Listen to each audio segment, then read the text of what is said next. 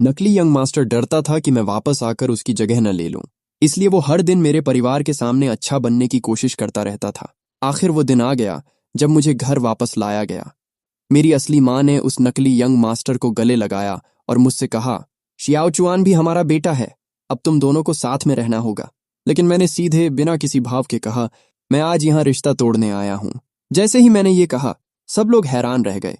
नकली young master, मु Xiao चुआन, मेरी माँ के कपड़े कसकर पकड़ लिया। मेरी माँ साफ तौर पर घबरा गई थी। कुछ बातें ऐसे नहीं बोलते, इससे लोगों को दुख होता है। मैंने हाथ उठाकर उन्हें रोक दिया और आगे कहा, मुझे नहीं पता आप लोग मेरे बारे में कितना जानते हैं, शायद आपने मेरे बारे में पता करवाया होगा, लेकिन मैं चाहता हूं कि आप मेरी बात भी सुने। मैं थोड़ी देर रुका, देखा कोई कुछ नहीं बोल रहा था, फिर मैंने आगे कहा, जब मु शियाओ चुआन की माँ ने मुझे किडनैप किया था, वो मुझे अपने गांव ले गई। मैं 6 साल की उम्र तक उनके घर में ही बड़ा हुआ। उस दौरान मुझे अनगिनत बार मारा गया। मुझे कभी पेट भर खाना नहीं मिला। जब मैं 3 साल का था, मैंने अपने बाल हटाकर अपना निशान दिखाया। उसका बाप नशे में था और उसने मुझे शराब की बोतल से मारा। मैं वहीं बेहोश हो गया। शायद उन्हें लगा मैं मर गया हूं। जब मुझे होश आया, मैं अभी भी सुअरों के बाड़े में था। एक सुअर मेरा हाथ काट रहा था, वो मुझे लगभग खा ही जाता। मेरी माँ ने अपना मुंह ढक लिया। वहां मौजूद हर कोई डर गया था, खासकर नकली यंग मास्टर मु शियाओ चुआन। वो बहुत घबरा गया था। मैं बच गया, लेकिन उसके बाद हालात और भी बुरे हो गए। हर दिन अंतहीन काम करना पड़ता था। अगर उन्हें मैं जरा भी बुरा लगता तो मुझे मारते थे। ठंड के मौसम में उन्होंने मुझे कुएं में धक्का दे दिया। मैं आधे दिन से ज्यादा पानी में भीगा रहा, तब जाकर किसी ने मुझे बचाया। उसके बाद मुझे तेज बुखार हो गया। उन्होंने मेरे लिए कभी दवा नहीं खरीदी, लेकिन फिर भी मैं किसी तरह बचा रहा। 6 साल की उम्र तक मौत से लड़ता रहा। एक बार मैं पानी उबाल रहा था और मुझे झपकी आ गई। आधी रसोई जल गई। नतीजा साफ था, फिर से पिटाई। उस बार मेरा पैर तोड़ दिया गया। आखिर में उन्होंने मुझे पहाड़ों में फेंक दिया, जहां भालू आते थे, ताकि कोई भालू मुझे खा जाए। यह सुनकर मेरी माँ चुपचाप रो रही थी। मेरे पिता भी अब और नहीं सुन पा रहे थे। वो मुझे रोकना चाहते थे, लेकिन मेरी ठंडी नजर ने उन्हें रोक दिया। मैं काफी जिद्दी हूं, फिर भी बच गया। मैं पूरी रात पहाड़ी नाले के सहारे रेंगता रहा। आखिर सुबह होते होते मैं मुख्य सड़क तक पहुंच गया। एक राहगीर मुझे पुलिस स्टेशन ले गया। आमतौर पर घर में मारपीट के लिए ज्यादा से ज्यादा 6-7 साल की सजा होती है, लेकिन पुलिस ने जांच की तो पता चला कि मैं उनका असली बेटा नहीं था। मामला मानव तस्करी का बन गया। आखिर में एक को 12 साल की सजा मिली और दूसरे को 15 साल की। लेकिन अफसोस, उन्होंने ये नहीं बताया कि मुझे कहां से उठाया था। मैंने आसपास खड़े चुप और हैरान लोगों को देखा और हल्का सा मुस्कुराया। उन्हें जेल भिजवाना मेरा अपना बदला था। मैं ये सब किसी और वजह से नहीं कह रहा। मैं बस इतना चाहता हूं कि जब आप कोई फैसला लें तो मेरी जगह से भी सोचें। मैंने अपने माता पिता की तरफ देखा। मुझे पता है आप मु शियाओ चुआन से प्यार करते हैं। आप उसे आगे भी रखना चाहते हैं और उस पर प्यार लुटाना चाहते हैं। मैं इसका सम्मान करता हूं, लेकिन मैं ये भी चाहता हूं कि आप मेरे उससे नफरत करने के हक का भी सम्मान करें। मैंने पीले पड़े चेहरे वाले मु शियाओ चुआन की तरफ ठंडी नजरों से देखा और साफ साफ कहा, मुझे तुमसे नफरत है। तुम्हें देखते ही मुझे वो दोनों याद आते हैं, वो दरिंदे, उनके घिनौने चेहरे। मुझे नहीं लगता कि किसी भी हालत में हम एक ही छत के नीचे रह सकते हैं। ये सुनते ही मु शियाओ चुआन इतना डर गया कि तुरंत घुटनों के बल बैठ गया। भैया, मुझे माफ कर दो। ये सब मेरी गलती है। मेरी वजह से तुम्हें इतना सहना पड़ा। शियाओ चुआन। दूसरी बहन उसे उठाने के लिए आगे बढ़ी। उसने मेरी तरफ देखा, लेकिन फिर अपना हाथ वापस खींच लिया। मैंने अपनी माँ की तरफ देखा और मुझे याद आया कि असली कहानी में मुझे बिल्डिंग से धक्का देकर मार दिया गया था और उसके बाद मेरी माँ ने ही सब कुछ छुपाने में उनकी मदद की थी। ये सोचते ही मुझे लगा कि मेरी माँ की अभी की हालत अब तरस खाने लायक नहीं है। वो ऐसे लग रही थी जैसे रो रो कर बेहोश हो जाएगी, लेकिन अब मुझे कोई फर्क नहीं पड़ रहा था। मैंने शांत आवाज में कहा, अब मुझे एक बहुत अच्छे दंपति ने गोद ले लिया है। पिछले कुछ सालों से मैं बहुत अच्छी जिंदगी जी रहा हूं। एक बात साफ है, पालने वाला रिश्ता जन्म देने वाले रिश्ते से ज्यादा मजबूत होता है। इस जिंदगी में मैं सिर्फ उन्हीं को अपने माँ बाप मानता हूँ। मैं ये भी देख सकता हूँ कि आप सबके बीच बहुत अच्छा रिश्ता है। आप लोग अच्छे से रह रहे हो। मेरा आना शायद आपकी खुशियों को खराब कर देगा, तो ऐसा मान लेते हैं कि ये सब कभी हुआ ही नहीं। मु शियाओ चुआन ही आपका बेटा रहे, यही सबके लिए बेहतर है। जो कहना था मैंने कह दिया। मैं खड़ा हो गया। कुछ ही दिनों में एग्जाम है, समय बहुत कम है। मुझे आज ही वापस जाना होगा। यहीं पर अलविदा कह देते हैं। आगे से हम एक दूसरे से कोई संपर्क नहीं रखेंगे। जैसे ही मैं जाने लगा, मेरे पिता ने मुझे रोक लिया। बेटा, तुम ऐसे नहीं जा सकते। हमें नहीं पता था कि तुमने इतना सहा है। पापा को एक मौका दो, मैं सब ठीक कर दूंगा, ठीक है? अगर तुम्हें शियाओचुआन पसंद नहीं है तो तुम दोनों अलग अलग रह सकते हो। हम कोशिश करेंगे कि तुम दोनों आमने सामने भी ना आओ, ठीक है? मु शियाओचुआन का चेहरा और ज्यादा पीला पड़ गया, लेकिन उसने तुरंत कदम उठाया। वो आगे बढ़कर मेरे रास्ते में खड़ा हो गया। भैया, माफ कर दो, यहां से जाने वाला मैं होना चाहिए। हम अभी घर छोड़ देते हैं। फिर वो दिखावे के लिए ऊपर सामान पैक करने जाने लगा, लेकिन बड़ी और दूसरी बहन ने उसे रोक लिया। दूसरी बहन ने उसका हाथ पकड़ लिया। उसकी रोती हुई बेबस शक्ल देखकर उसका दिल फिर उसी की तरफ झुक गया। मेरे लिए तुम हमेशा छोटे भाई ही रहोगे, तुम कहीं नहीं जाओगे। फिर बड़ी बहन मेरे पास आई और मुझे समझाने लगी, छोटे, हमारा घर काफी बड़ा है, तुम दोनों अलग अलग फ्लोर पर रह सकते हो। वैसे भी रोज रोज आमना सामना नहीं होगा, ठीक है? मैंने उन्हें ठंडी नजरों से देखा। तुम सबको ऐसे देखकर सच में घिन आती है। जिसकी वजह से मेरी ये हालत हुई, उसके बेटे के साथ तुम लोग इतने करीब हो, मेरे लिए तुम सब भी उसी के साथ हो। जाते जाते मैंने एक बार फिर मुशियाओचुआन की तरफ देखा। ओह हाँ, तुम्हारी असली माँ अगले शुक्रवार जेल से बाहर आ रही है। ये सुनते ही मुशियाओचुआन की आंखें फैल गईं और वो बेहोश होकर गिर पड़ा। मेरी माँ तुरंत उसके पास नहीं गई। वो भागकर मेरे पास आई और मेरा हाथ पकड़ लिया। तुम इतनी जल्दी क्यों जा रहे हो? तुम अभी तो आए हो। मैंने समय देखा और कहा, आपका घर बस स्टैंड से काफी दूर है, मुझे बस पकड़नी है। बाहर कोई बस स्टॉप भी नहीं दिख रहा। क्या कोई मुझे छोड़ सकता है? मैं तुम्हारे लिए फ्लाइट का टिकट बुक करवा देती हूँ। मैंने सिर हिला दिया। मेरा घर जिले में है, वहां एयरपोर्ट नहीं है, पास में कोई ट्रेन भी नहीं है। बार बार बदलना और भी मुश्किल होगा। मैंने देखा कि वो दोनों अभी भी मुझे जाने देने के लिए तैयार नहीं थे। मुझे और कहना पड़ा, समय बहुत कीमती है। मैं अपनी पढ़ाई का प्लान बिल्कुल भी खराब नहीं करना चाहता। मैं 2 बजे वाली बस सच में मिस नहीं कर सकता। आखिरकार मेरे असली माँ बाप को खुद मुझे बस स्टेशन छोड़ने जाना पड़ा। मेरी दोनों बहनें वहीं रुक गईं, बेहोश पड़े मुशियाओचुआन का ध्यान रखने के लिए। जब मैं बिना पीछे देखे स्टेशन के अंदर चला गया तो मेरी माँ मेरे पिता के सहारे खड़ी खड़ी लगभग वहीं बेहोश हो गईं। समय जल्दी बीत गया। एग्जाम बहुत अच्छे से हुआ। अभी रिजल्ट नहीं आया है, लेकिन मुझे नहीं लगता कोई दिक्कत होगी। मैं अपने माँ बाप के स्नैक शॉप में भी हाथ बंटाता था। भीड़ कम होने के बाद मेरे माँ बाप मुझे कोने में बैठकर पढ़ने के लिए भेज देते थे। एक दिन जब मुंह परिवार वहां आया तो उन्होंने देखा कि दुकान के एक हल्के अंधेरे कोने में एक तेज रोशनी वाली टेबल लैंप जल रही थी। मैं साधारण कपड़ों में टेबल पर बैठा था और पूरी तरह किताब में डूबा हुआ था। इतनी भीड़ और शोर के बीच भी मैंने सिर तक नहीं उठाया, जैसे मुझे कुछ फर्क ही नहीं पड़ रहा था। मेरी माँ खुद को रोक नहीं पाई और मुझे आवाज दी। तभी मैंने ऊपर देखा और पहचान पाया कि कौन आया है। मेरे चेहरे की मुस्कान तुरंत गायब हो गई। मेरे गोद लेने वाले पिता, जो किचन में व्यस्त थे, उन्होंने बाहर झांक कर कहा, क्या आप हमारे ये चेन से मिलने आए हैं? उनकी ये बात सुनकर मुंह परिवार एकदम चौंक गया। नमस्ते, हम ये चेन के असली माँ बाप हैं। थोड़ी औपचारिक बातों के बाद मुंह परिवार ने अपना मकसद बताया। अगर ये चेन 1 साल दोबारा पढ़ाई करे और झिंग सिटी आए तो यहाँ देश के सबसे अच्छे स्कूल हैं। उसके भविष्य के लिए बहुत अच्छा रहेगा। मेरे गोद लेने वाले पिता को यह बात बिल्कुल पसंद नहीं आई।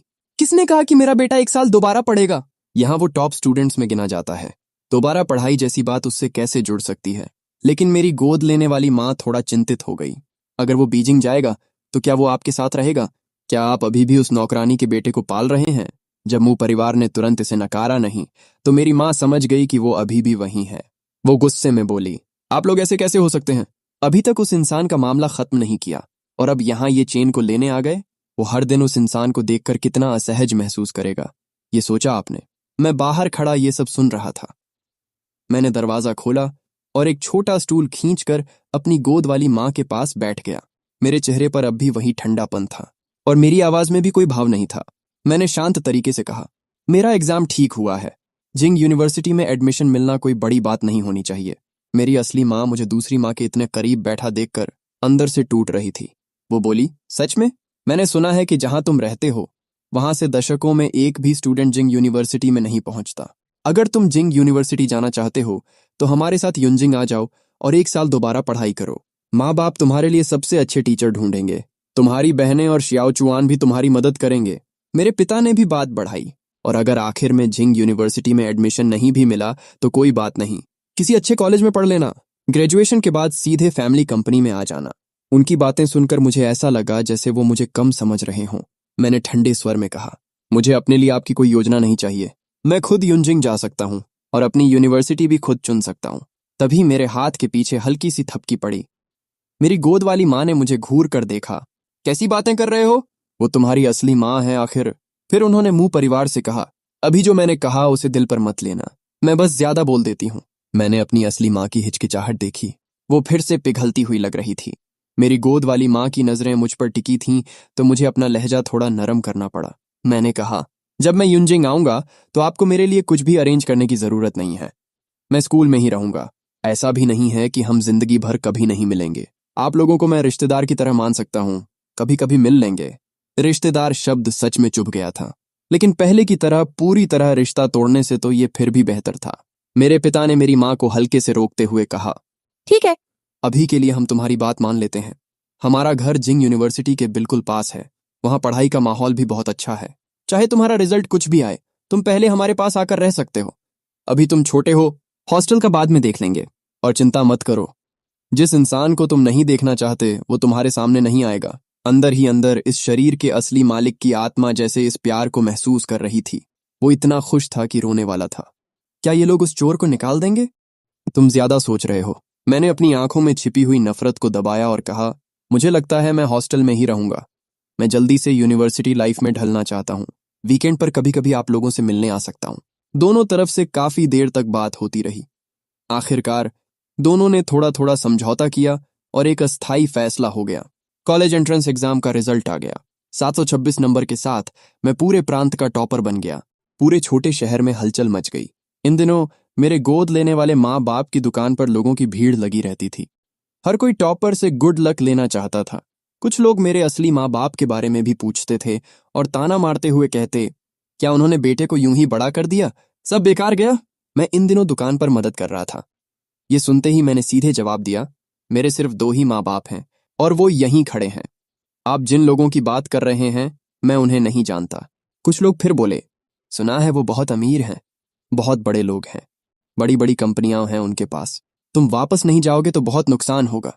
क्या तुम सच में उस नकली यंग मास्टर को सारी दौलत दे दोगे? मेरे गोद लेने वाले माँ बाप ने ये बातें सुनी। चेहरे पर कुछ नहीं दिखाया, लेकिन अंदर से उन्हें जरूर बुरा लगा होगा। मुझे लगा ये लोग हद से ज्यादा दखल दे रहे हैं, लेकिन वो ग्राहक थे, ज्यादा कठोर बोलना ठीक नहीं था। मैंने हंसते हुए कहा, अंकल, आपके दिमाग में तो बहुत सारी कहानियां चल रही हैं। लगता है आप बहुत शॉर्ट ड्रामा देखते हैं, है ना? कुछ दिन दुकान पर मदद करने के बाद, हालांकि ज्यादातर लोग अच्छे थे, लेकिन कुछ लोग परेशानी करने वाले भी होते ही हैं। 1 हफ्ते से ज्यादा समय बीत गया। टॉपर वाली चर्चा थोड़ी शांत हो गई तो हालात भी थोड़े सामान्य हो गए। इसी समय युंजिंग सिटी में मू परिवार एक जश्न मना रहा था। मू शियाओचुआन के 616 नंबर आने पर और जिंग यूनिवर्सिटी के डिजाइन इंस्टीट्यूट में एडमिशन मिलने की खुशी में। असल में ये जश्न अभी इसलिए रखा गया था क्योंकि उसी दिन मू शियाओचुआन का जन्मदिन भी था, तो उन्होंने दोनों खुशियों को एक साथ मना लिया। कमरे के अंदर मेरी माँ अपने फोन को पकड़े हुए थी। वो कई दिनों से झिझक रही थी। आखिर उसने धीरे से कहा, क्या हम सच में उससे पूछने भी नहीं वाले? हमें अभी तक ये भी नहीं पता कि यीचेन का एग्जाम कैसा गया। आज उसका जन्मदिन भी है। मैंने उसे बर्थडे विश और रेड एनवेलप भेजा था, लेकिन उसने मैसेज का जवाब नहीं दिया। रेड एनवेलप भी एक्सेप्ट नहीं किया। मेरे पिता ने धीरे से कहा, अभी सही समय नहीं है, थोड़ा रुक जाते हैं, कुछ दिन और इंतजार करते हैं। अभी अभी एग्जाम का रिजल्ट आया है। उस लड़के के मन का गुस्सा अभी कम नहीं हुआ होगा, और ऊपर से शियाओचुआन का रिजल्ट अच्छा आया है, तुलना करने पर उसे और बुरा लगेगा। तुम चिंता मत करो, कोचिंग और ट्यूशन के लिए अच्छे टीचर पहले ही ढूंढ लिए हैं। 1 हफ्ते बाद हम यीचेन को वापस ले आएंगे, तब उसका जन्मदिन भी मना लेंगे। हाँ, ये भी सही है। शियाओचुआन भी पिछले कुछ दिनों से उदास था। अब जाकर उसका मूड थोड़ा ठीक हुआ है। शायद हमें थोड़ा और इंतजार करना चाहिए। कम से कम उसे कुछ दिन और खुश रहने दें। जिंदगी ऐसे ही बिना किसी रुकावट के चलती रही और फिर कॉलेज चॉइस भरने का समय आ गया। मू परिवार ने फिर से मुझसे संपर्क किया। बड़ी बहन ने तो मुझे फैमिली ग्रुप में भी जोड़ लिया। वो बोली, ये परिवार काफी अजीब है। तुम्हारी बेसिक पढ़ाई कमजोर है, 1 साल दोबारा पढ़ लो। भले ही तुम शियाओचुआन की तरह जिंग यूनिवर्सिटी में ना जा सको, कम से कम कोई यूनिवर्सिटी तो मिल जाएगी। दूसरी बहन ने भी हामी भरी। हाँ, शर्माने की जरूरत नहीं है। एग्जाम खराब हो जाए तो कोई हंसता नहीं है। मू शियाओचुआन भी बोल पड़ा, भैया, भले ही मैं आर्ट्स का स्टूडेंट हूं, लेकिन मेरे नंबर काफी अच्छे हैं। अगर आपको कुछ समझ ना आए तो आप मुझसे कभी भी पूछ सकते हैं। एक के बाद एक उनकी बातें सच में परेशान करने वाली थीं। जैसे ही मू शियाओचुआन ने बोलना शुरू किया, मैंने बिना 1 सेकंड गंवाए ग्रुप छोड़ दिया। जाने से पहले मैंने एक ताना भी मार दिया, तुम्हारी माँ ने कहा था तुम मुझसे 1 दिन पहले पैदा हुए थे, मुझे भैया मत बुलाओ। ये मासूम बनने का नाटक बहुत घटिया लगता है। बड़ी बहन ने मुझे प्राइवेट मैसेज किया, सॉरी। जब मैंने तुम्हें ग्रुप में जोड़ा तब शियाओचुआन वहीं था। इसलिए मैंने उसे भी जोड़ दिया। वो सच में तुम्हारा मजाक नहीं उड़ा रहा था। मैंने हंसकर नजरअंदाज कर दिया। फिर मेरी माँ का फोन आया। वो बहुत संभल कर मेरे नंबर के बारे में पूछ रही थी। स्यू, मेरी माँ को लगा शायद उसने गलत सुना। मुझे समझ नहीं आया, हर कोई मुझे इतना खराब स्टूडेंट क्यों समझता है। मेरी माँ ने फिर से पूछा, यीचेन, क्या तुमने सच में 700 से ज्यादा नंबर लिए? मुंह परिवार से बात करना ऐसा लग रहा था जैसे ओवर टाइम काम कर रहा हूं, और मुझे ओवर टाइम बिल्कुल पसंद नहीं था। मैंने सीधे कहा, हाँ पक्का, आप लोगों को खुद को संतुष्ट करने के लिए इतना कुछ करने की जरूरत नहीं है। मैं जल्द ही ट्रिप पर जा रहा हूं। जब तक बहुत जरूरी बात ना हो, स्कूल शुरू होने से पहले मुझसे संपर्क मत करना। ये कहकर मैंने फोन काट दिया। तभी एक हल्की सी परछाई सामने आई। वो इस शरीर के असली मालिक की आत्मा थी। उसने धीरे से कहा, तुमने उन्हें ऐसे कैसे मना कर दिया? मैंने थोड़ा झुंझलाकर हाथ हिलाया, उसे हटने का इशारा किया। वो होंठ फुलाकर रोने जैसा चेहरा बनाकर खड़ा रहा, लेकिन आखिर में चुपचाप वहीं से गायब हो गया। जैसा उम्मीद था, वो फिर कोने में जाकर चुपचाप बैठ गया, जैसे खुद में ही सिमट कर उदास हो गया हो। इस बार मुझे लेने सिर्फ मुंह कपल ही नहीं, बड़ी बहन भी आई थी। उसने बड़े प्यार से मेरा सामान उठाने में मदद की। फिर मेरे गोद लेने वाले माँ बाप को भी इज्जत से गाड़ी में बैठने के लिए कहा।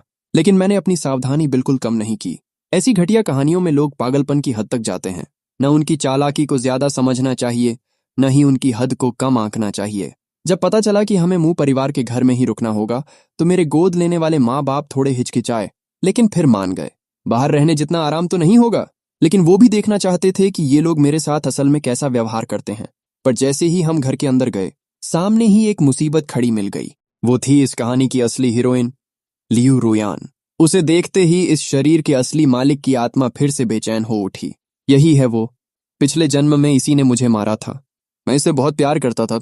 मैंने इसके लिए सब कुछ किया, अपनी पत्नी तक को धोखा दिया, लेकिन इसने उसी कमीने के लिए मुझे बिल्डिंग से धक्का दे दिया। मैंने झुंझलाकर दांत भींच लिए। ये मेल लीड और मुंह परिवार सच में कितने पागल थे। मैंने अभी कुछ किया भी नहीं था कि मेरे पास खड़ा ये भूत ही पहले पागल हो गया। वो गुस्से में आगे बढ़ा और लियू रुयान का गला दबाने की कोशिश करने लगा, लेकिन वो उसे छू भी नहीं पा रहा था। उधर लियू रुयान सीधे मेरी तरफ बढ़ी। तुम्हारी वजह से शियाओ चुआन आज घर नहीं आ पाया। वो दिखने में एक जवान लड़की थी, लंबी, खूबसूरत, और उसकी आंखों में एक ठंडी अजीब सी चमक थी। सच में बहुत खूबसूरत थी। मैंने मन ही मन तय कर लिया, मैं शियाओ चुआन को हमेशा उसी नौकरानी के परिवार के साथ बांध कर रखूंगा। मैंने ठंडे स्वर में कहा, शियाओ चुआन, तुम उस इंसान की बात कर रही हो जो उन इंसान तस्करों का बेटा है? मुझे पूरा यकीन था कि अगर बार बार लोगों के दिमाग में ये बात डाली जाए, तो एक दिन ऐसा आएगा जब भी कोई मुशियाओ चुआन का नाम लेगा, उसे उसके अपराधी माँ बाप ही याद आएंगे। लियू रुयान को इस बात का बिल्कुल अंदाजा नहीं था। तुम क्या बकवास कर रहे हो? मुंह परिवार ने बाहर वालों को सिर्फ इतना बताया था कि उनका खोया हुआ बेटा मिल गया है। ये नहीं बताया कि मुशियाओ चुआन उनका असली बेटा नहीं है। तुम्हें नहीं पता कि मुशियाओ चुआन। मैंने बात काट दी। मुंह परिवार की नौकरानी का बेटा? उसकी माँ ने हमें बदल दिया था। मैंने शक भरी नजर से अपने असली माँ बाप की तरफ देखा। वो दोनों अजीब सा महसूस कर रहे थे। तो आपने उसकी असली पहचान सबको नहीं बताई? मेरी माँ थोड़ी शर्मिंदा सी दिखी। पूरा मुंह परिवार ही जैसे अपराधी महसूस कर रहा था। आखिर हमने शियाओ चुआन को पाला है। लियू रुयान हैरान होकर बोली, ऐसा कैसे हो सकता है? कुछ समय पहले ही तो आपने उसके लिए बर्थडे पार्टी और यूनिवर्सिटी में एडमिशन की पार्टी रखी थी। मैंने मुंह परिवार की तरफ ठंडी नजरों से देखा। Birthday party, admission party? आपका रिश्ता सच में बहुत गहरा है ना? मुंह पिता थोड़ा परेशान दिखे। वो अभी यूनिवर्सिटी के हॉस्टल में रह रहा है। कुछ दिनों में हम तुम्हारे लिए भी एक पार्टी रखेंगे। मैंने बड़ी बहन के हाथ से अपना सामान खींच लिया। छोड़ दीजिए, मुझे इसकी जरूरत नहीं है। अगर आप उसे छोड़ नहीं सकते तो मुझे उकसाने की भी जरूरत नहीं है। वैसे भी वो अभी भी आपके मुंह परिवार का बेटा है। नहीं नहीं, इंसान तस्करों का बेटा ही आपके मुंह परिवार का बेटा है। जाइए उसी को प्यार दीजिए। मैंने जोर से कहा। पापा, मम्मी, चलिए यहां से। लियू रुयान ने बड़ी बहन से हैरानी में पूछा, इसने जो कहा क्या वो सच है? बड़ी बहन कुछ पल के लिए कुछ बोल ही नहीं पाई। वो बस हमें रोकने की कोशिश करने लगी। उस समय शियाओ चुआन तो बस एक नवजात बच्चा था। उसकी असली माँ ने जो किया, उसके लिए उसे दोष नहीं दे सकते। लियू रुयान थोड़ा डगमगाई, लेकिन आखिर में जिस लड़के को वो पसंद करती थी, उसके लिए उसका झुकाव जीत गया। अगर ऐसा है तो शियाओ चुआन भी तुम्हारी तरह एक पीड़ित है। तुम इतने छोटे दिल के कैसे हो सकते हो? मैंने आंखें घुमाई। साइड हटो, हम यहाँ नहीं रुक रहे हैं। नहीं तो उनका प्यारा बेटा घर नहीं आ पाएगा और बेवजह हमसे नफरत करेगा। मेरी गोद लेने वाली माँ भी अब सब समझ गई थी। उसने लियू रुयान को घूर कर देखा और मेरा हाथ पकड़कर बाहर चल पड़ी। चलो यहाँ से। कैसे लोग हैं ये? जिसे रहना है वो रहे इस घर में। हमारे यीचेन को इसकी कोई जरूरत नहीं है। मेरे गोद लेने वाले पिता ने भी बीच बचाव करना छोड़ दिया और हमारे पीछे पीछे बाहर आ गए। तभी मूमा ने मेरी गोद वाली माँ को रोक लिया। मत जाइए, हम शियाओ चुआन के मामले में यीचेन को जरूर एक जवाब देंगे। प्लीज, आप निश्चिंत रहिए, वो आज घर नहीं आएगा। लेकिन लियू रुयान अभी भी नहीं मानी। आंटी, आप जो कर रही हैं वो शियाओ चुआन के साथ सही नहीं है। अब मेरी गोद वाली माँ उस लड़की को ऊपर से नीचे तक देख रही थी और उसे बिल्कुल पसंद नहीं कर रही थी। सही? तुम्हारे हिसाब से सही क्या है? हमारे यीचेन ने जो कुछ सहा, जो दर्द झेला, क्या वो सही था? तुम्हारे परिवार को देखकर लगता है तुम अच्छे घर से हो। अगर तुम्हें तुम्हारे घर की नौकरानी बदल देती और उसका बेटा तुम्हारे घर में ऐश करता जबकि तुम रोज मार खाते, तो क्या तुम्हें वो सब सही लगता? लियू रुयान एक पल के लिए चुप हो गई। उसने सच में खुद को उस हालत में रखने की कोशिश की और लगता है वो पूरी तरह से बिना महसूस किए नहीं रह पाई।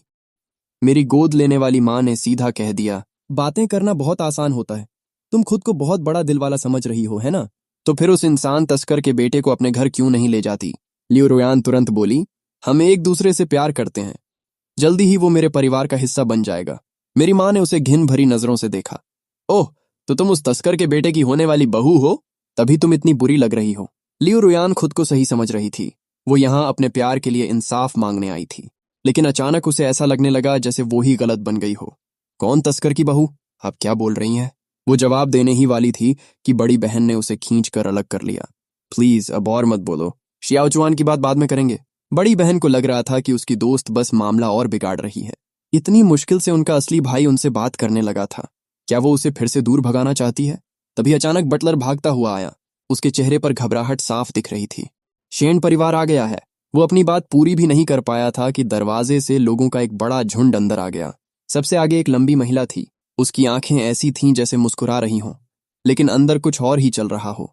वो अंदर आते ही बोली, अच्छा हुआ सही समय पर आ गई। मुंह परिवार फिर से नाटक कर रहा है। मुंह पिता थोड़ा असहज हो गए। घर की बात किसी बाहर वाले के सामने आ जाना उन्हें अच्छा नहीं लगा, लेकिन वो उसे नजरअंदाज भी नहीं कर सकते थे। प्रेसिडेंट शेन बहुत समय बाद, आप यहाँ कैसे? शेन यूए ने उनकी बात को पूरी तरह नजरअंदाज कर दिया और सीधा मेरी तरफ देखा।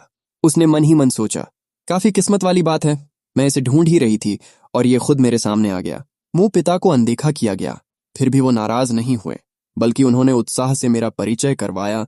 ये है ये चेन, हमारा खोया हुआ बेटा जो अभी अभी हमें मिला है। आओ, ये शेन परिवार की तीसरी बेटी हैं।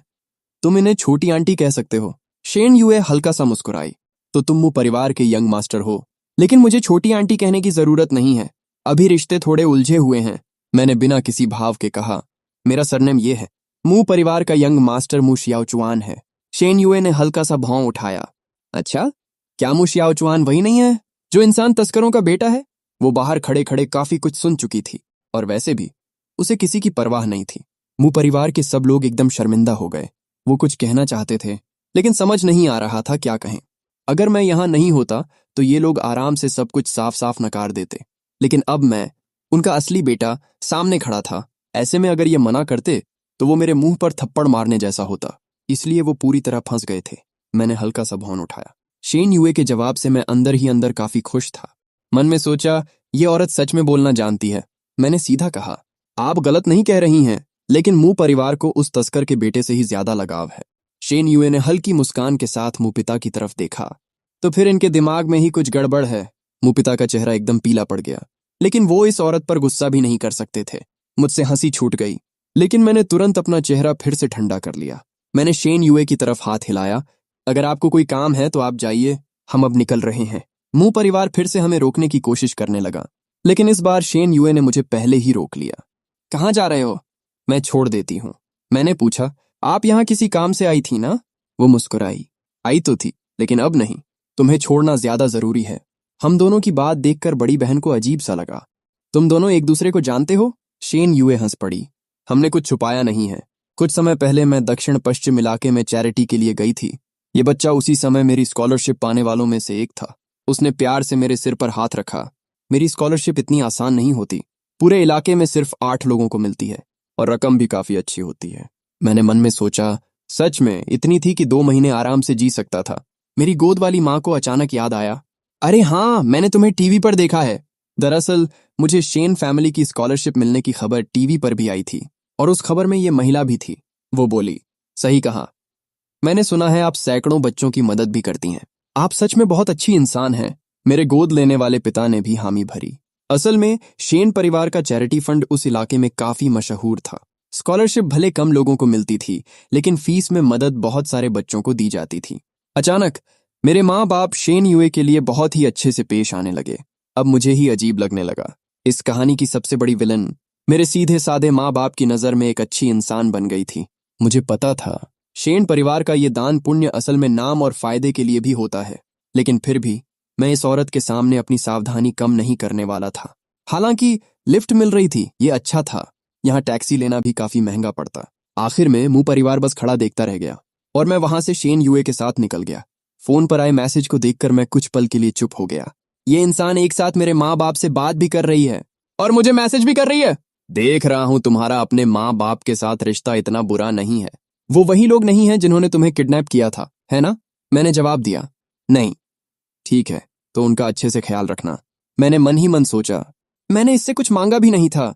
हम एक शानदार लॉबी में दाखिल हुए, चेक इन किया और सीधे टॉप फ्लोर के स्वीट में पहुंचे। मेरे गोद लेने वाले माँ बाप अभी भी हैरान खड़े थे। ये चेन, क्या ये वही कमरा है जो टीवी ड्रामा में दिखाते हैं? वो प्रेसिडेंशियल स्वीट जिसकी एक रात की कीमत हजारों में होती है। मेरी माँ हर चीज को नएपन से देख रही थी। वो कुछ छूने की हिम्मत भी नहीं कर रही थी। मुझे हल्का सा सिर दर्द होने लगा। ये शेन यूए बहुत ज्यादा खर्चीली है। मेरे पिता को भी कुछ अजीब लगा। तुमने ऐसा क्या किया था उसके लिए? मैंने बिना झिझक झूठ बोल दिया। जंगल में उसका सामान लूट लिया गया था। मैं वहीं से गुजर रहा था तो मैंने पुलिस को फोन कर दिया। फिर मैंने कहा, रुको, मैं उससे पूछता हूं कि क्या हम कोई साधारण कमरा ले सकते हैं। मैं मैसेज करने ही वाला था कि तभी दरवाजे पर दस्तक हुई और शेन यूए अंदर आ गई। आंटी, अंकल, कमरा आपको पसंद आया? मेरी माँ थोड़ी झिझकते हुए बोली, प्रेसिडेंट शेन, हमारे लिए कोई साधारण कमरा भी ठीक है। ये कमरा बहुत ज्यादा अच्छा है, आप इसे बदल दीजिए। आप इसे किराए पर देकर काफी पैसा कमा सकती हैं। शेन यूए मुस्कुराई, आंटी, आप मुझे शाओवेई कह सकती हैं। अभी ऑफ सीजन चल रहा है। जितना महंगा कमरा होता है उतना ही मुश्किल से किराए पर जाता है। ये कमरा आधे महीने से खाली पड़ा है। खाली रखना भी तो नुकसान है। आप लोग बिना चिंता के यहीं रहिए। इस समय शेन यूए ने अपना पहले वाला हल्का फुल्का अंदाज पूरी तरह बदल लिया था। अब वो एक सीधी सादी प्यारी सी लड़की की तरह बर्ताव कर रही थी। उसकी पहले से ही अच्छी खूबसूरती के साथ उसका ये व्यवहार किसी का भी दिल जीतने के लिए काफी था। उसने जैसे ही सुना कि महंगे कमरे आसानी से किराए पर नहीं जाते, मेरी गोद लेने वाली माँ का कमरा बदलवाने का इरादा तुरंत खत्म हो गया। सस्ते कमरे भी तो किराए पर देकर पैसे कमाए जा सकते हैं। अभी ऑफ सीजन नहीं है। लिंक्सन में तो टूरिस्ट इतने हैं कि लोकल लोगों से भी ज्यादा लगते हैं। मैंने मन ही मन सोचा, ये औरत बातें बनाने में काफी माहिर है। लेकिन अफसोस, मेरे माँ बाप को असल स्थिति पता नहीं थी और वो उसकी बातों पर सच में यकीन कर रहे थे। आंटी, अंकल, आप पहले आराम कर लीजिए, हम बाद में खाना खाएंगे। हमारे घर के शेफ का खाना काफी अच्छा है। अरे, आपने इतना कुछ कर दिया, ये तो बहुत ज्यादा है। कोई बात नहीं क्लासमेट, तुमने मेरी बहुत मदद की है। ये सब तुम्हारे लिए कर पाना मेरे लिए खुशी की बात है। फिर वो बोली, ओह हाँ क्लासमेट, क्या तुम्हें थोड़ी देर मेरे साथ बाहर आना ठीक लगेगा? तुम्हारे स्कूल एडमिशन के लिए मैंने एक गाइडेंस काउंसलर से बात कर ली है। मेरी गोद लेने वाली माँ तुरंत बोली, ये बहुत ध्यान रखने वाली बात है। ये चेन, तुम जाओ, टीचर को इंतजार मत करवाओ। मेरी पढ़ाई से जुड़ी कोई भी बात उसके लिए बहुत जरूरी थी, इसलिए मैं शेन यूए के साथ बाहर निकल गया। लेकिन हम अभी कुछ ही कदम चले थे कि उसने मुझे पास वाले स्वीट में खींच लिया। अगले ही पल मैं दीवार से सटा हुआ था, थोड़ा हैरान। अभी तो ठीक से चल रहे थे, ये अचानक क्या हो गया? ये चैन? उसकी आवाज बहुत करीब थी। उसकी सांसों में एक अजीब सा भारीपन था। तुम्हारा घर का नाम बहुत क्यूट है। मैंने हल्का सा संघर्ष किया, लेकिन वो मुझसे काफी मजबूत निकली। उसने नीचे झुककर मेरे कान के पास कहा, तो फिर ये चेन, तुम बालिग हो गए हो क्या? मैंने उसे देखा। उसकी आंखों में एक अजीब सी मोहकता थी। तुम्हारी आंखें बहुत खूबसूरत हैं, उसने हल्की मुस्कान के साथ कहा। अगर पसंद हैं तो निकाल कर दे दूं? उसकी आवाज जितनी मीठी थी, बात उतनी ही डरावनी। मैंने शांत होकर कहा, अगर ये आंखें ही नहीं रहेंगी तो मुझे पसंद नहीं आएंगी। अच्छा, तो फिर मेरे साथ चलो, रोज इन्हें देख पाओगे। वो और करीब आई। उसका चेहरा मेरे बहुत पास था। मैंने हल्का सा कहा, आप हाई स्कूल स्टूडेंट्स पसंद करती हैं? मैं हाई स्कूल स्टूडेंट नहीं हूं, मैं यूनिवर्सिटी में हूं। तो आप मुझे गलत समझ रही हैं? क्या तुम्हें याद नहीं, पिछली बार में तुमने 2 लड़कों को साथ लाया था? मैंने ठंडे स्वर में कहा। वो सेटअप था, लेकिन तुमने उन्हें खुद नशे की हालत में अंदर आने दिया था। वो भी एक गलत फहमी थी। हम दोनों की बातें चलती रहीं। उसकी आंखों में सिर्फ एक अजीब सा लगाव था, कोई झूठ नहीं दिख रहा था। मैंने कहा, ठीक है, मैं मानता हूं। तुम इतनी आसानी से मान गए? हाँ, अब छोड़ दो मुझे। मुझे ये एहसास बिल्कुल पसंद नहीं था कि कोई मुझे कंट्रोल करे। वो मेरे पास आकर हल्का सा मुझे सूंघने लगी। तुम्हारी खुशबू अच्छी है, मुझे शांत करती है। मुझे तुम्हें छोड़ने का मन नहीं कर रहा। मैंने चेहरा थोड़ा मोड़ लिया, दूरी बनाने के लिए, लेकिन ये मेरे लिए थोड़ा असहज हो रहा था। अगले ही पल हमारी पोजीशन बदल गई। अब वही मुझे पकड़कर दीवार से लगा चुकी थी। अब कैसा लगा? उसका हाथ मेरी गर्दन पर था। मैंने बिना किसी भाव के कहा, तो प्रेसिडेंट शेन, क्या आप मेरा यौन उत्पीड़न कर रही हैं? अगर कर रही हूं तो पुलिस बुलाओगे? लेकिन शायद तब तक बहुत देर हो चुकी होगी। उसकी हरकतें और बढ़ती जा रही थीं। शेन युए ने मुझे देखा और फिर भी मेरे चेहरे पर कोई भाव नहीं पाया। आखिरकार उसने हाथ छोड़ दिया। क्या तुम्हें नहीं लगता कि तुम थोड़ा बहुत ज्यादा गंभीर और कठोर हो? मैंने कहा, मैं हमेशा से ही ऐसा ही हूं, थोड़ा बोरिंग सा। मैंने अपने कपड़े ठीक किए। तुम हमें खाने पर ले जाने वाली थी ना? चलो चलते हैं। खाना सच में अच्छा और आरामदायक रहा। कहना पड़ेगा, उपन्यास में शेन युए को भले ही विलन के तौर पर दिखाया गया था, लेकिन एक बड़े बिजनेस पर्सन के रूप में अगर वो चाहती तो किसी भी स्थिति को बहुत अच्छे से हैंडल कर सकती थी। उसकी इमोशनल इंटेलिजेंस भी काफी मजबूत थी। खाने के बाद मेरे गोद लेने वाले माँ बाप ने उम्र का अंतर होने के बावजूद शेन युए को एक करीबी दोस्त मान लिया। अब वो उसे शाओ वेई कहकर बहुत अपनापन दिखा रहे थे। उन्होंने तो यहां तक तय कर लिया कि 2 दिन और रुककर युनजिंग घूम लेंगे। एडमिशन के दिन शेन युए खुद मुझे छोड़ने के लिए तैयार हो गई। मेरे गोद लेने वाले माँ बाप के लिए मैंने उसे समझाकर पहले ही युनजिंग के फेमस जगहों पर घूमने भेज दिया था, उसके अपने लोगों के साथ। शेन युए मेरे साथ नहीं गई। वो मेरे साथ ही कैंपस में घूमती रही। ये चेन, तुम सच में पढ़ाई में बहुत अच्छे हो। उसने पहले ही मेरे स्कोर देख लिए थे। उसे पता था कि मैं स्कॉलरशिप स्टूडेंट हूं, लेकिन फिर भी उसे उम्मीद नहीं थी कि मैं इतना अच्छा करूंगा। इस बातचीत के दौरान मुझे शेन युए के बारे में भी काफी कुछ पता चला। जैसे उसकी बैकग्राउंड भी मेरी जैसी ही थी, लेकिन वो बदली नहीं गई थी। उसे बचपन में ही शेन परिवार के दुश्मनों ने किडनैप कर लिया था। वो कई साल बाद किशोर उम्र में वापस मिली थी। उसने जो बचपन में सहा था वो किसी भी तरह मेरे दर्द से कम नहीं था। हालांकि वो कई दिनों तक स्कूल नहीं गई, लेकिन शेन परिवार में ऊपर तक पहुंचने की वजह उसकी खुद की पढ़ाई, मेहनत और नेचुरल टैलेंट था। लंबे समय तक के अत्याचार और भटकाव के कारण उसके अंदर बाइपोलर जैसी समस्या विकसित हो गई थी। उसका गुस्सा बहुत तेज था, छोटी छोटी बातों पर लड़ाई हो जाती थी। लेकिन अच्छी बात यह थी कि उसने अब तक मुझे कभी मारा नहीं था। पढ़ाई इंसान को शांत करती है, दिमाग को साफ करती है और दिल को स्थिर रखती है। उसने हल्के से कहा, तुम्हारी किस्मत अच्छी है, तुम्हें एक ऐसे परिवार में बेचा गया जो तुम्हें पढ़ने भी देता है। वो सोच रही थी कि मुझे नौकरानी ने ई परिवार को बेच दिया था। मैंने मुंह परिवार को जो कहानी पहले सुनाई थी उसे फिर से और भी विस्तार से दोहरा दिया। आखिर ये इस बात का जरूरी हिस्सा था कि मुख्य विलेन को थोड़ा सा इंसानियत महसूस करवाई जा सके। जब मैं 6 साल का था उन्होंने मुझे लगभग मार ही दिया था। मैंने पुलिस को बुलाया। उसके बाद राज्य ने मुझे अनाथालय से मेरे गोद लेने वाले माँ बाप के पास भेज दिया। एक बार मुझे सुअरों के बाड़े में डाल दिया गया था। मैं वहां से बचकर निकला। लगभग मुझे खा ही लिया गया था। वो शांत होकर सुनती रही। फिर उसने मेरी दाहिनी टांग को देखा। समझ में आता है। अब उसे साफ दिख रहा था कि मेरे चलने में थोड़ी दिक्कत क्यों है, लेकिन क्योंकि मामला निजी था उसने पहले कभी पूछा नहीं था। फिर उसकी नजर मुझ पर टिक गई। तुम्हें उनसे नफरत नहीं है? मुंह परिवार वाली उस घटना को देखकर भी वो अभी भी मेरा रुख जानना चाहती थी। मैंने साफ कहा, बिल्कुल है। मैंने उस तस्करी करने वाले जोड़े को जेल भिजवा दिया है। इसे मैं अपना बदला मानता हूं। शेन युए ने हल्के से सिर हिलाया। खुद बदला लेना बुरा नहीं है, उसने फिर शांत स्वर में कहा। मेरी तुलना में तो यह बहुत हल्का तरीका है। मैंने उसकी तरफ देखा। उसने तो अपने तरीके से उन लोगों को मेडिकल कॉरपोरेशन तक बेच दिया था जिन्होंने उसे तकलीफ दी थी। मुंह परिवार का क्या?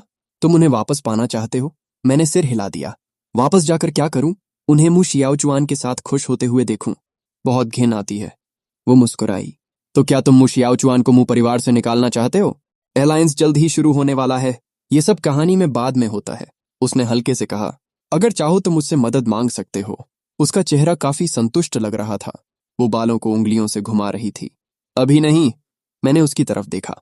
मन में आया, अगर ये पागल नहीं होती तो सच में देखने में बहुत अच्छी लगती है। मैंने कहा, जब जरूरत होगी तब मांग लूंगा। ठीक है, मैं इंतजार करूंगी। यूनिवर्सिटी कैंपस की हवा बाहर से ज्यादा साफ लग रही थी। मैंने सारे परेशान करने वाले मामलों को फिलहाल दिमाग से निकाल दिया। अब बस मुझे अपनी यूनिवर्सिटी लाइफ शुरू करनी थी। शेन युए मुझे हॉस्टल तक छोड़कर चली गई। इसके बाद मेरे रूममेट्स आ गए। सब लोग काफी मिलनसार लग रहे थे। मेरे रूममेट्स सभी अच्छे लगे। हमने अपने अपने बेड सेट किए, डेस्क साफ की और फिर सबने मिलकर कैंटीन चलने का फैसला किया। लेकिन जैसे ही हम हॉस्टल से बाहर निकले, थोड़ी ही दूर गए थे कि सामने एक जाना पहचाना नजारा दिखा। मू शियाओचुआन अपने बड़े बड़े बैग्स के साथ हॉस्टल की तरफ आ रहा था और उसके साथ पूरा मू परिवार भी था। मू पिता, मू माँ, बड़ी बहन, दूसरी बहन, सबके हाथ में सामान था और मू शियाओचुआन बीच में आराम से खाली हाथ चल रहा था। एक नजर में ही समझ आ रहा था ये कितना लाड प्यार में पला हुआ यंग मास्टर है। जैसे ही मू परिवार की नजर मुझ पर पड़ी, सब एकदम चुप हो गए। उनके चेहरों पर साफ झिझक दिख रही थी। मैंने बस एक बार उन्हें देखा और सीधे उनके पास से निकल गया, जैसे वो मेरे लिए बिल्कुल अजनबी हों। तभी दूसरी बहन की आवाज आई, मू चेन, ये क्या बर्ताव है? माँ बाप दिखे हैं, नमस्ते तक नहीं कर सकते? मैंने पलट कर भी नहीं देखा। मू युए युए गुस्से से फट पड़ी। उसने हाथ का सामान जमीन पर फेंका और मेरे पीछे दौड़ी। मैं तुमसे बात कर रही हूँ। बहरे हो क्या? तुम्हें कोई तहजीब नहीं है? मैंने शांत स्वर में कहा। मेरा नाम ये चेन है, आप गलत इंसान से बात कर रही हैं। वो और भड़क गई। तुम ये नाटक कब तक करोगे? शियाओचुआन तुमसे कहीं ज्यादा समझदार है। उसका गुस्सा बिल्कुल काबू में नहीं था। जब माँ बाप ने तुम्हें बुलाया तो जवाब क्यों नहीं दिया? बड़ी बहन के मैसेज का भी जवाब नहीं, मेरा कॉल भी काट दिया। मैंने सीधा कहा, तुम्हें जिस पर इतना प्यार लुटाना है उसी छोटे भाई के पास जाओ, मुझे परेशान मत करो। उसका चेहरा एकदम सख्त हो गया। इस वक्त उसे कुछ ऐसा कहना चाहिए था, कौन तुम्हें परेशान करेगा, या इतना खुद को मत समझो। लेकिन ना जाने क्यों मेरी आंखों में देखते ही उसके दिमाग में एक घायल बच्चे की तस्वीर आ गई, जिसे बेरहमी से पीटा जा रहा था। उसका दिल अचानक से कस गया और वो कुछ बोल ही नहीं पाई। तभी बाकी मुंह परिवार भी पास आ गया। मुंह माँ ने धीरे से पूछा, ये चेन एडमिशन हो गया? सामान रख लिया? कुछ चाहिए तो माँ बता सकती है। वो एक तरफ अपने पूरे परिवार को देख रही थी और दूसरी तरफ मैं अकेला खड़ा था। उसके दिल में हल्का सा दर्द उठा। माँ तुम्हारे लिए नए कपड़े लाई हैं और तुम्हारा कमरा भी साफ कर दिया है। तुम घर कब आओगे? मैंने सीधा जवाब दिया, जरूरत नहीं है। तुम्हारे गोद लेने वाले माँ बाप कहाँ हैं? तुम तो कहते थे वो तुम्हें बहुत अच्छा रखते हैं। वो तुम्हें छोड़ने क्यों नहीं आए? मुझ पर माँ के लिए ऐसा ठंडा रवैया देखकर दूसरी बहन फिर से गुस्सा हो गई। उसकी आवाज अजीब सी हो गई। मैंने बिना भाव के कहा, वो आए थे। और मैं मुंह युए युए को देखते हुए चुप हो गया, जैसे आगे कुछ कहने का कोई मतलब ही नहीं था। अभी कितने बजे हैं? वो लोग तो काफी देर पहले ही वापस जा चुके हैं। बड़ी बहन मुंह यूलू ने पूछा, ये चेन, तुम्हें किसी चीज की जरूरत है? हम अभी जाकर ले आते हैं। मैंने ठंडे स्वर में कहा, मुझे कुछ नहीं चाहिए। अगर और कुछ नहीं है तो मुझे परेशान मत करो। जाकर उस इंसान तस्कर के बेटे के साथ ही रहो। मेरी बात सुनते ही मू शियाओचुआन घबरा गया। वो नहीं चाहता था कि स्कूल शुरू होते ही लोग उसके बारे में बातें करें। छोटे भाई, ऐसी बातें मत करो। मैं हंस पड़ा। पिछली बार बड़ा भाई कहना तुम्हें गंदा लग रहा था, अब छोटा भाई बोल रहे हो, ये तो और भी ज्यादा घटिया लग रहा है। मैंने सीधा कहा, मैं कौन सी झूठी बात कर रहा हूँ, सब सच ही तो है। मैंने उसके महंगे कपड़ों और सजे धजे लुक को देखा और कहा, वैसे तुम्हारी असली माँ तुमसे मिलने आई क्या? वो अभी अभी जेल से निकली है, कहीं जाने की जगह भी नहीं है। मैं थोड़ा और करीब गया। तुम्हें थोड़ा बहुत उसका फर्ज नहीं निभाना चाहिए? आखिर उसी की वजह से तुम्हें 18 साल की ऐशो आराम की जिंदगी मिली है। बस करो। मू शियाओचुआन ने घबराकर मेरे आसपास खड़े लोगों की तरफ देखा। प्लीज अब मत बोलो। मैंने उसकी आंखों में देखकर कहा, सुन लो, अगर तुम्हें अपना ये यंग मास्टर वाला स्टेटस बचाना है तो स्कूल में मुझसे दूर रहना। अगर सामने भी पड़ जाओ तो ऐसे दिखाना जैसे मुझे जानते ही नहीं हो। मैं उसके कान के पास झुककर धीरे से बोला, और सबसे अच्छा ये होगा कि तुम मुंह परिवार को भी संभाल लो। सबको बोल दो मुझसे दूर रहें। तुम लोगों को देखकर ही मुझे चिढ़ होती है। अगर तुमने मुझे परेशान किया तो मैं भी स्कूल में हंगामा करने से पीछे नहीं हटूंगा और ऐसा माहौल बना दूंगा कि तुम यहां रह भी नहीं पाओगे। मेरी आवाज में सीधी और छुपी दोनों तरह की धमकी थी, लेकिन मेरे चेहरे पर कोई बदलाव नहीं था। मैंने हाथ हिलाया, मेरे दोस्त इंतजार कर रहे हैं, मैं अब तुम लोगों से बात नहीं कर रहा। ये चेन। मुमा मुझे रोकने वाली थी, लेकिन मू शियाओचुआन ने ही उसे रोक लिया। माँ, आप मुझे छोड़ने नहीं आई थी? उसकी आंखों में आंसू भर आए थे, जैसे उसे बहुत बड़ा दुख मिला हो। मुंह माँ का दिल फिर से पिघल गया। जब तक वो उसे समझाती रही तब तक मैं काफी दूर जा चुका था। मेरे एक रूममेट ने पूछा, भाई चेन, ये लोग कौन थे? मैं हल्का सा मुस्कुराया, एक ड्रामेबाज कहानी के मुख्य किरदार। मैंने मजाक में बात टाल दी। आज कॉलेज का पहला दिन था। मैं नहीं चाहता था कि कोई भी चीज मेरा मूड खराब करे। मेरे गोद लेने वाले माँ बाप युनजिंग में 2 दिन घूमे और आने जाने में उन्हें तय समय से 2 दिन ज्यादा लग गए। मुझे तो बाद में पता चला कि उन 2 दिनों में शेन युए उनके साथ ही रही और उन्हें छोड़ने भी खुद आई थी। इसके अलावा उसने उनके लिए फ्लाइट टिकट भी बुक कर दिए और प्राइवेट कार का इंतजाम किया ताकि वो प्रांतीय राजधानी से सीधे घर पहुंच सकें। मैंने सोचा था, मेरे माँ बाप इतने सीधे साधे हैं, वो दूसरों को तकलीफ देना पसंद नहीं करते, तो ये सब देखकर वो जरूर घबरा जाएंगे। लेकिन जब मैं उन्हें छोड़ने गया तो देखा कि दोनों बहुत खुश थे। बार बार शाओ वेई कहकर उसे बड़े प्यार से बुला रहे थे। जाते जाते उन्होंने शेन यूए को अपने घर आने का न्योता भी दे दिया। सिर्फ कुछ ही दिनों में मेरे सीधे साधे माँ बाप और शेन यूए के बीच एक अजीब सा अपनापन बन गया था। प्लेन उड़ गया और आसमान में गायब हो गया। अचानक मुझे थोड़ा खालीपन महसूस हुआ। इतनी जल्दी घर की याद आने लगी। आज शेन यूए ने चश्मा पहना हुआ था, पतले फ्रेम वाला, जिससे वो और भी ज्यादा सलीकेदार लग रही थी। मैंने उसकी तरफ देखा। मेरे माँ बाप के लिए जो कुछ तुमने किया उसके लिए धन्यवाद। सच में बहुत बहुत धन्यवाद। वो हल्के से मुस्कुराई। सिर्फ बोलने से काम नहीं चलेगा, कोई असली एक्शन भी है, उसने चश्मा ठीक करते हुए कहा। ये चेन, तुम कुछ करने वाले हो या नहीं? मैंने थोड़ी देर सोचा। मैं तुम्हें खाना खिला सकता हूं। फिर थोड़ा हंसकर बोला, लेकिन मैं तो एक गरीब स्टूडेंट हूं, बहुत महंगी जगह अफोर्ड नहीं कर सकता। कॉलेज के पास एक छोटा सा रेस्टोरेंट है, अगर तुम्हें ठीक लगे तो। मुझे कोई दिक्कत नहीं है, चलो।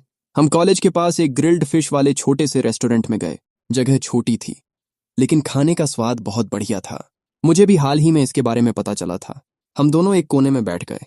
मैंने पूछा, तुम्हें खाने में कुछ परहेज है? वो बोली, मेरा पेट थोड़ा कमजोर है, तीखा नहीं खा सकती, और मुझे सोया वाली चीजें पसंद नहीं है। मैंने सिर हिलाया। ठीक है। मुझे अच्छा लगा कि उसने सीधे सीधे बता दिया। कुछ भी चलेगा कहकर टाल नहीं दिया। जो इंसान साफ बात करता है वो जिद्दी इंसान से हमेशा बेहतर होता है। रेस्टोरेंट में लोगों की आवाजाही लगी हुई थी। चारों तरफ शोर था। ज्यादातर आसपास के कॉलेज के स्टूडेंट्स ही थे। हमारी टेबल पर एक यूनिवर्सिटी स्टूडेंट और एक शहर की खूबसूरत लड़की।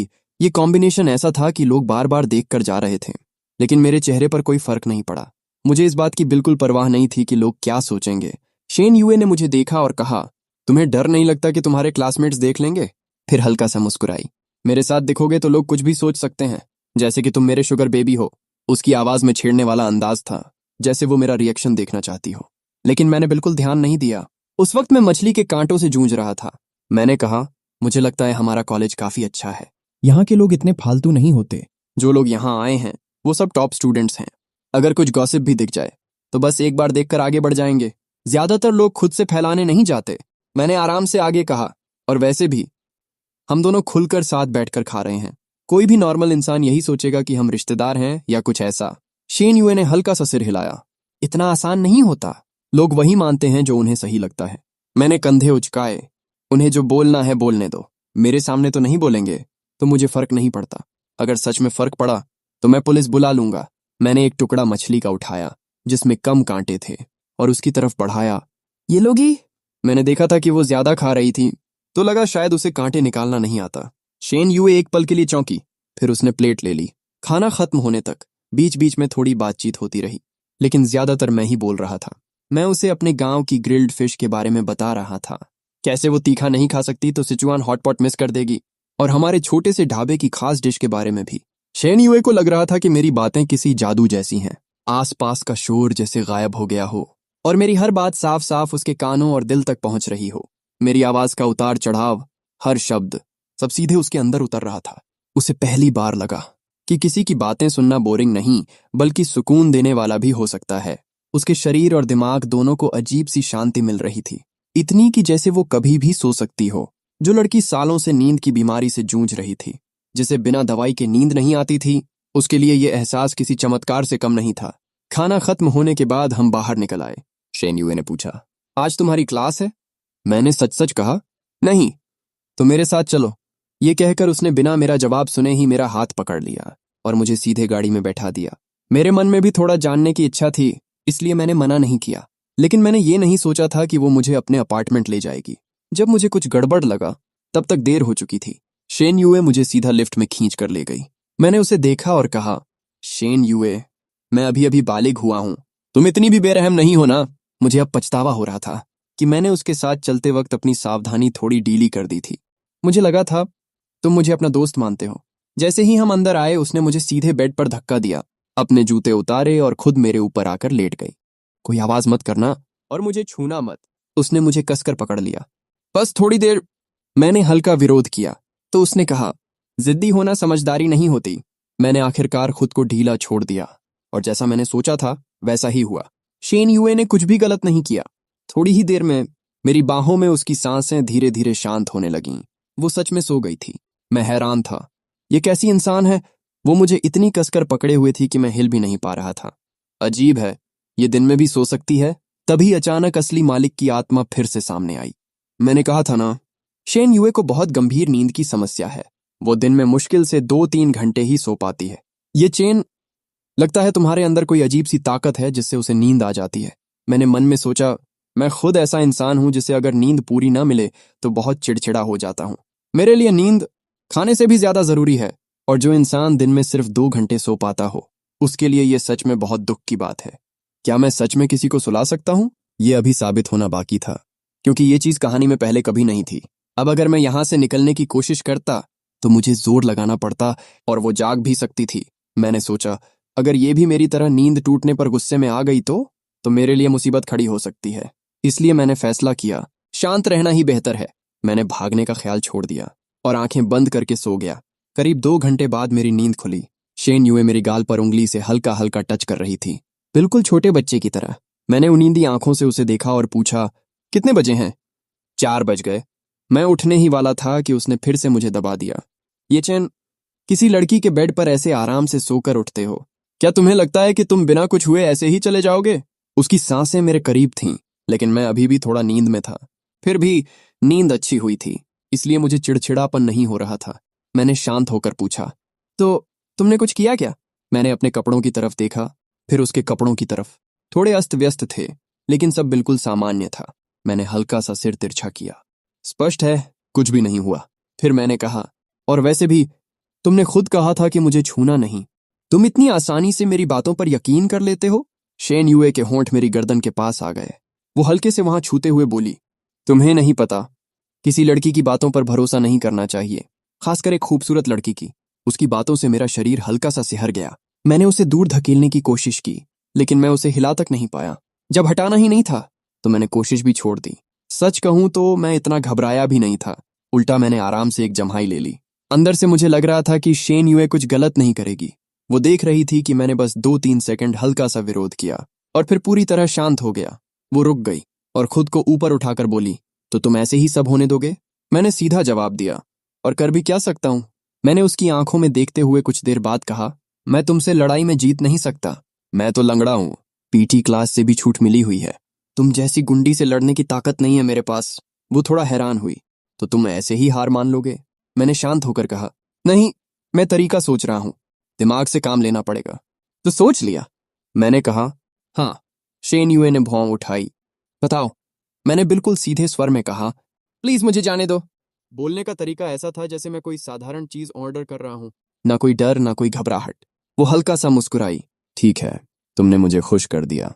अब तुम मुझसे मिन्नत कर रहे हो, तो यही तुम्हारा तरीका है? हाँ, प्लीज। वो बोली, तुम्हें छोड़ना नामुमकिन नहीं है, लेकिन एक शर्त है। बताओ। मेरा बॉयफ्रेंड बन जाओ। उसके कपड़े हमेशा की तरह ठीक से बंद नहीं थे। मेरी नजर अनजाने में उसके गले से नीचे की तरफ चली गई। सच कहूं तो मैं पहले से ही उसे अपने प्लान में शामिल करने वाला था, लेकिन मैंने नहीं सोचा था कि वो खुद इतनी जल्दी आगे बढ़ेगी। असली मालिक ने कहा था कि वो फ्लर्ट करती है। क्या ये वही है? मुझे उसके अंदर थोड़ा सा लगाव भी महसूस हो रहा था, लेकिन बहुत हल्का। असली मालिक की आवाज फिर आई, सावधान रहना। मुझे ये सब थोड़ा असहज कर रहा था। मैंने साफ कहा, मैं अभी मानना नहीं चाहता। हम इतने करीब भी नहीं हैं। वो हल्का सा झुकी। तो फिर करीब किसे कहते हैं? उसकी आवाज धीमी हो गई। क्या हमें अभी यहीं और करीब हो जाना चाहिए? उसकी आवाज जैसे किसी खतरनाक फुसफुसाहट की तरह मेरे कानों में गूंजी, और उसका हाथ, जो अब तक शांत था, धीरे धीरे हद पार करने की कोशिश करने लगा। शेन, तुम्हें पता है? शेन युए की आंखों के कोने लाल हो गए थे। उसकी आवाज इतनी तेज और खतरनाक थी जैसे वो किसी को टुकड़ों में काट देगी। पूरे झिंगशी में कोई भी आदमी ऐसा नहीं है जो मुझे मना करने की हिम्मत करे। साइड में खड़ा असली मालिक तो पहले ही डर के मारे कांप रहा था। लेकिन अजीब बात यह थी कि मैं, जो इस डेमन क्वीन के सामने खड़ा था, मुझे जरा भी डर नहीं लग रहा था। उल्टा मुझे उसकी ये ओवर पावर्ड सीईओ वाली बात सुनकर हल्की हंसी आ रही थी। लेकिन मैंने किसी तरह खुद को रोक लिया, क्योंकि अगर मैं इस वक्त हंस पड़ता तो मामला सच में खराब हो सकता था। मैंने शांत और नरम आवाज में कहा, तुम ऐसे प्रपोज करोगी तो कोई भी मान जाए, वो दिल से नहीं होगा। तुम मुझे रिस्पेक्ट नहीं करती तो मैं तुम्हें पसंद नहीं कर सकता। वो बोली, मुझे फर्क नहीं पड़ता तुम चाहो या नहीं, तुम बस मेरे हो। मैंने उसकी आंखों में देखते हुए कहा, लेकिन तुम मुझे पसंद करती हो तो तुम चाहती हो कि मैं भी तुम्हें पसंद करूं, है ना? चाहे थोड़ा ही सही, लेकिन है। मुझे नहीं पता ये कब शुरू हुआ, लेकिन मुझे यकीन था वो मुझे सच में थोड़ा सा पसंद करती है। पसंद करना सिर्फ तुम्हारे साथ सोना नहीं होता, पसंद करने का मतलब है तुम्हें सच में पसंद करना। मेरी आंखों में साफ दिख रहा था। मुझे पूरा यकीन है कि तुम मुझे पसंद करती हो। शेन युए एक पल के लिए चुप हो गई, फिर खड़ी हो गई और मुझे छोड़ दिया। लेकिन उसके शब्द अभी भी वैसे ही थे। ये चेन, तुम काफी नार्सिसिस्टिक हो। मैं आखिरकार उठकर बैठ गया और उसके आंख के कोने को छूते हुए बोला, पहली बात, ये नार्सिसिज्म नहीं है, लेकिन हाँ, मुझे खुद से बहुत प्यार है। दूसरी बात, अगर हम रिलेशनशिप में भी आए तो मैं किसी का नहीं बनूंगा, सिर्फ खुद का रहूंगा। वो थोड़ी नाराज होकर बोली, तुम मुझे जवाब दे रहे हो? मैंने सीधा कहा, हाँ, दे रहा हूं। और अगर मैं तुमसे लड़ सकता तो अभी लड़ भी लेता, जब तुम मुझे परेशान कर रही थी। जैसे उसने पहले मेरे गाल को छुआ था, मैंने भी उसके गाल को हल्के से छुआ। शेन युए, मैं तुमसे नहीं डरता। बस फिर क्या था, उसका गुस्सा एकदम बढ़ गया। वो कुछ तोड़ने ही वाली थी, कुछ भी, बस मुझे छोड़कर। लेकिन उसी पल उसका गुस्सा अचानक पूरी तरह खत्म हो गया, क्योंकि मैंने उसे किस कर लिया, बहुत हल्का सा, जैसे पानी की सतह को छूता हुआ कोई कीड़ा। शेन युए पूरी तरह चौंक गई।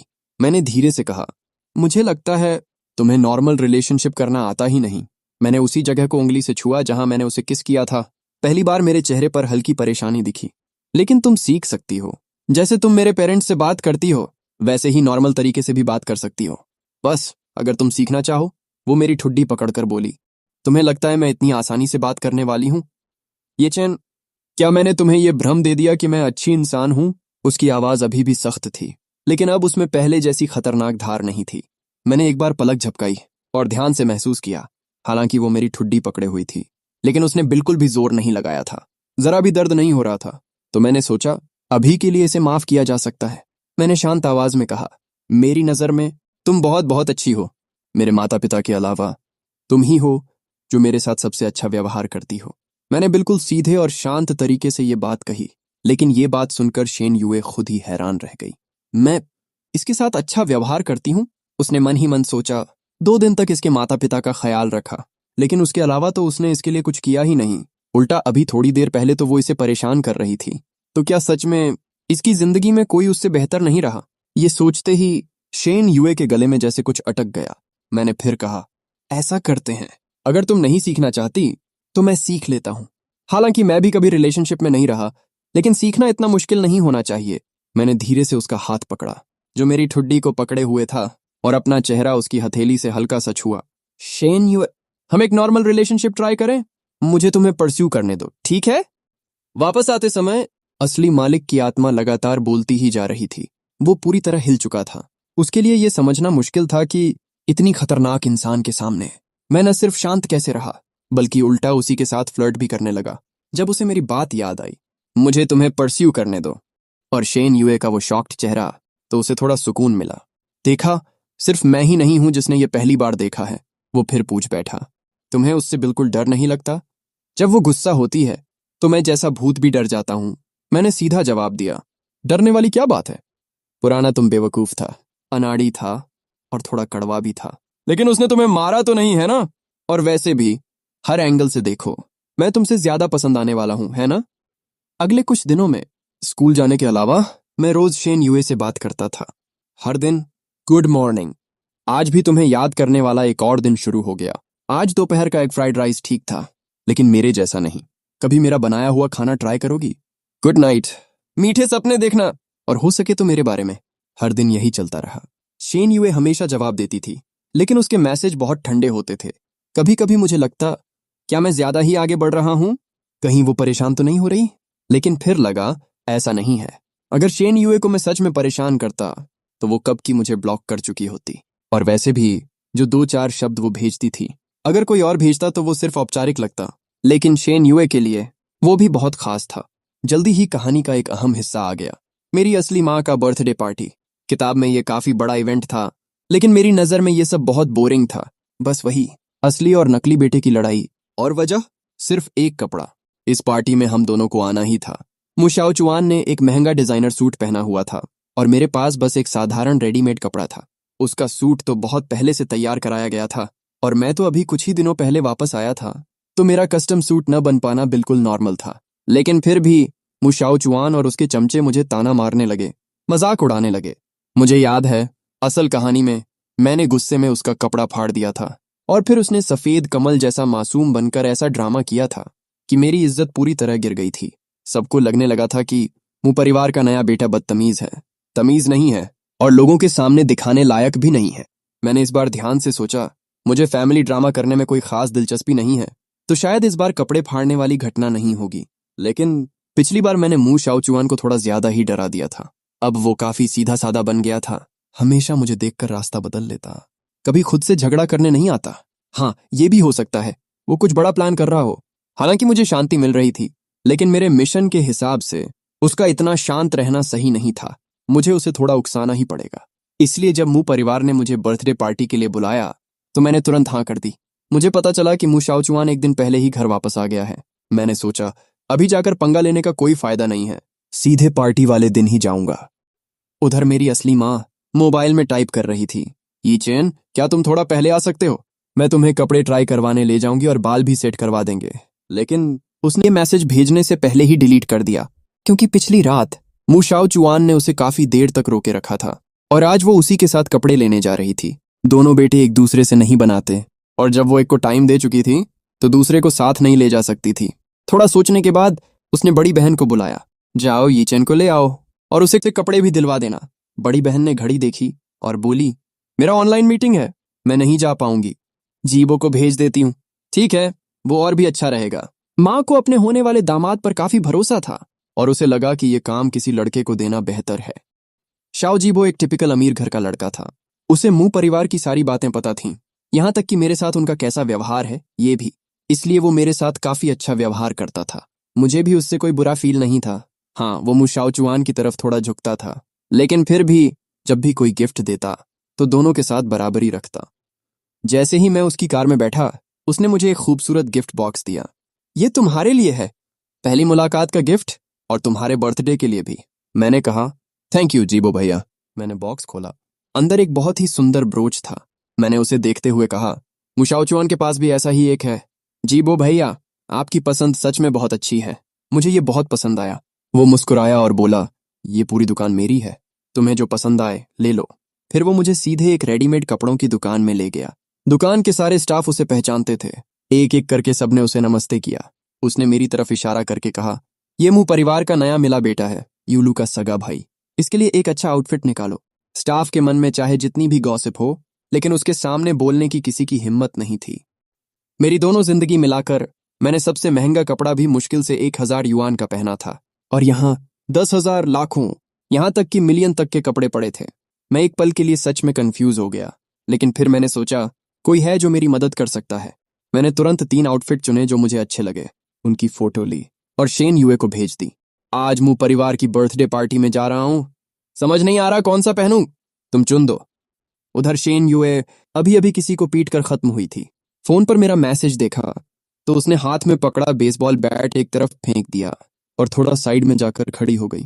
मेरे भेजे हुए कपड़ों की फोटो देखी, अपने होंठ के कोने से खून पोंछा और बस इतना रिप्लाई किया, पहनो और दिखाओ। मेरे पास और कोई ऑप्शन नहीं था, तो मैंने तीनों कपड़े ट्राई किए। हाल ही में कई बड़े इवेंट्स चल रहे थे, इसलिए दुकान के नए मॉडल के कपड़े सब उधार जा चुके थे। लेकिन जो भी थे सब क्लासिक और बहुत शानदार थे, कुछ तो पुराने लेकिन बेहद खास डिजाइन थे। स्टाफ हर बार कपड़े बदलवाते हुए मुझे देखकर हैरान हो रहा था। जब हेयर स्टाइल भी सेट हो गया तो मेरा लुक पूरी तरह बदल गया।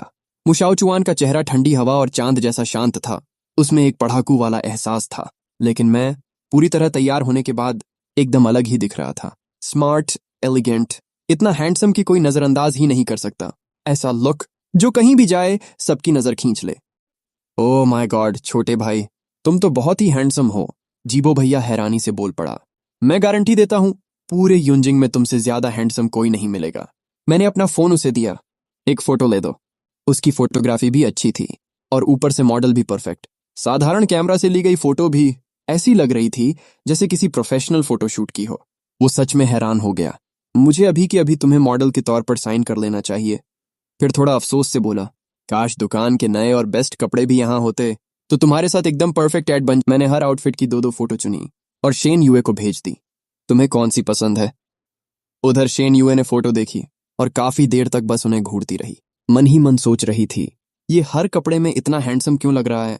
लेकिन उसके हाथों ने जो रिप्लाई किया वो था, ठीक ठाक है, नीला वाला ठीक है, बाकी 2 थोड़े ज्यादा मैच्योर लग रहे हैं।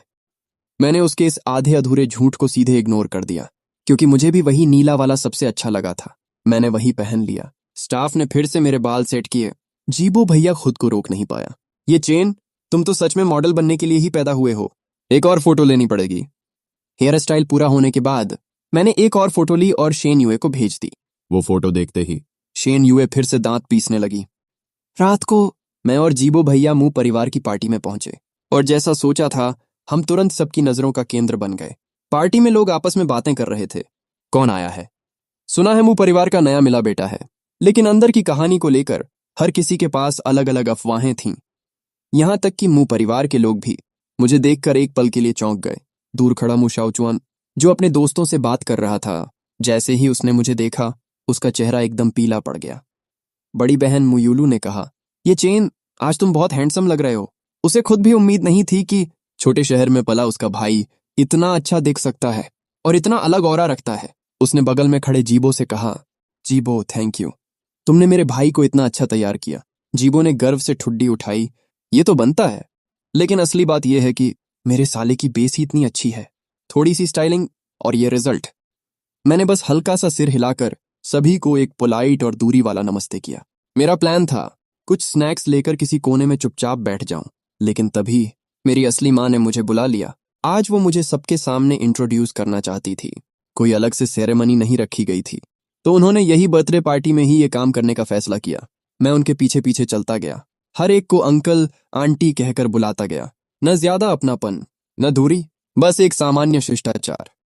लोग तारीफ करने लगे, एक साथ इतनी खुशियां, और आपके बच्चे भी इतने टैलेंटेड। सुना है आपका ये छोटा बेटा भी जिंग यूनिवर्सिटी में है और टॉपर भी है। इतना हैंडसम और इतना अच्छा पर्सनैलिटी, कोई हैरानी नहीं कि ये झिंगिया जैसा दिखता है। दोनों भाई साथ में खड़े हों तो कौन प्रभावित नहीं होगा। काश मेरे भी ऐसे दो बेटे होते। हर बार जब लोग मुझे और मु शाओचुआन को साथ में तुलना करते, बाहर से तो मुंह माता पिता कुछ नहीं दिखाते थे, लेकिन अंदर से वे दोनों बहुत ज्यादा बेचैन हो जाते थे। लेकिन अच्छा ये था कि मैं हमेशा बाहर से बहुत शांत दिखता था।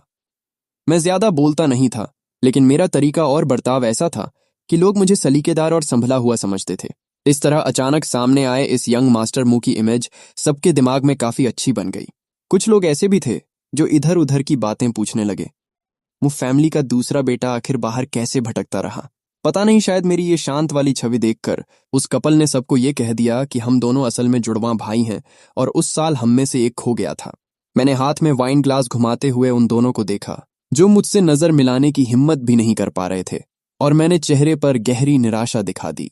ये चेन, इस बारे में हम बाद में ठीक से बात करेंगे। मदर मुंह घबराकर बात संभालने की कोशिश करने लगी। उन्हें डर था कि कहीं पार्टी का माहौल खराब ना हो जाए। तभी मु शियाओचुआन के पास खड़ा एक चमचा बोला, शियाओचुआन, वो तो बस एक नाजायज बेटा है, बस दिखने में ठीक ठाक है। देखा है उसने क्या पहना है? सब 2 साल पुराना लग रहा है। कितना दिखावा कर रहा है। और उसके पैर को क्या हुआ है? थोड़ा अजीब चल रहा है। कहीं लंगड़ा तो नहीं? कपड़े देखकर ही समझ आ रहा है कि अभी अभी मिला है। वैसे भी कोई हमारे शियाओचुआन से मुकाबला नहीं कर सकता। हमारा शियाओचुआन तो इस सीजन का लेटेस्ट मॉडल पहन रहा है। बड़े बड़े सेलिब्रिटी को भी ये आसानी से नहीं मिलता। सुना है उसकी माँ ने सीधे उसके लिए खरीद लिया। कितना लकी है। साइड से झांगदान भी बोल पड़ा, ऐसा मत बोलो उसके बारे में, अगर उसने सुन लिया तो उसे बुरा लगेगा। मु शियाओचुआन ने नकली घबराहट दिखाते हुए कहा, वो पहली बार ऐसे इवेंट में आया है तो नर्वस होगा। मैं जाकर उसे देखता हूँ। शियाओचुआन, तुम बहुत ही अच्छे हो। उसके चमचे दोनों तरफ से उसके साथ चल पड़े। जैसे ही शियाओ जीबो ने उसे आते देखा, वो भी आगे बढ़कर मिला। भैया जीबो! मु शियाओचुआन ने मीठी आवाज में पुकारा। तुम यहाँ क्यों आए हो? शियाओ जीबो ने प्यार से उसके सिर पर हाथ फेरा। मैं अपने जीजा से मिलने आया हूं। फिर उसने थोड़ा दूर खड़े उस हैंडसम लड़के की तरफ देखा, थोड़ा सतर्क हुआ और मु शियाओचुआन से बोला, वो तुम्हें ज्यादा पसंद करता नहीं लग रहा। बेहतर है तुम उसके पास मत जाओ। मुझे पता है। मु शियाओचुआन ने धीरे से मुट्ठी भींची, चेहरा बिल्कुल बेचारा सा बना लिया। लेकिन इससे मम्मी पापा के लिए चीजें मुश्किल हो जाएंगी। वो नहीं चाहते कि हम दोनों के बीच झगड़ा हो। मैं भी नहीं चाहता कि वो दुखी हो। इसलिए मैं कुछ करना चाहता हूं ताकि हमारे बीच सब ठीक हो जाए। तुम हमेशा जरूरत से ज्यादा समझदार बनते हो। ये अच्छी बात नहीं है। इससे तुम्हें ही नुकसान होगा। शियाओ जीबो ने आह भरते हुए कहा, तुम्हारा भाई तो सच में बहुत हैंडसम है। मेरा तो दिल कर रहा है उसे अपने लिए मॉडल बना लूं। आज जितना वो मुझे देख रहा था, उतना ही खुश होता जा रहा था और मू सिस्टर्स के साथ इस बारे में बात भी कर रहा था। मेरी मदद करो ना उससे बात करने में। उसका ज्यादा टाइम भी नहीं लगेगा। बस वीकेंड पर मेरे पास आना होगा। भाई जीबो, आप खुद बोलोगे तो ज्यादा असर होगा। दूसरी तरफ मुझे शुरू से ही कुछ अजीब लग रहा था। हालांकि मेरी सेकंड सिस्टर हमेशा ऐसा दिखाती थी जैसे उसे मेरी कोई परवाह नहीं, लेकिन आज उसकी नजरें मुझसे एक पल के लिए भी नहीं हट रही थीं। जैसे ही मैंने वाइन ग्लास नीचे रखा, उसके चेहरे की मुस्कान भी गायब हो गई। उसे लग गया कि कुछ ठीक नहीं है। जाकर देखो, उसने सोचा। तो इससे पहले कि मैं कुछ बड़ा करता, मुंह फैमिली के लोग, जिनमें शियाओ जीबो भी था, सब मेरे आसपास इकट्ठा हो गए। ये चैन, आज तुम बहुत हैंडसम लग रहे हो, मु शियाओ चुआन ने मेरे कपड़ों की तरफ देखते हुए कहा। क्या ये कपड़े माँ ने तुम्हारे लिए चुने हैं? तुम पर बहुत अच्छे लग रहे हैं। पास खड़ा चमचा हंस पड़ा। अच्छे लग रहे हैं? अरे ये तो उस पर एकदम फिट बैठ रहे हैं। लुलू, मुशियाओ चुआन ने उसे इशारे से चुप कराया। ये चैन, लुलू का मतलब तुम्हें चिढ़ाना नहीं था, बुरा मत मानना।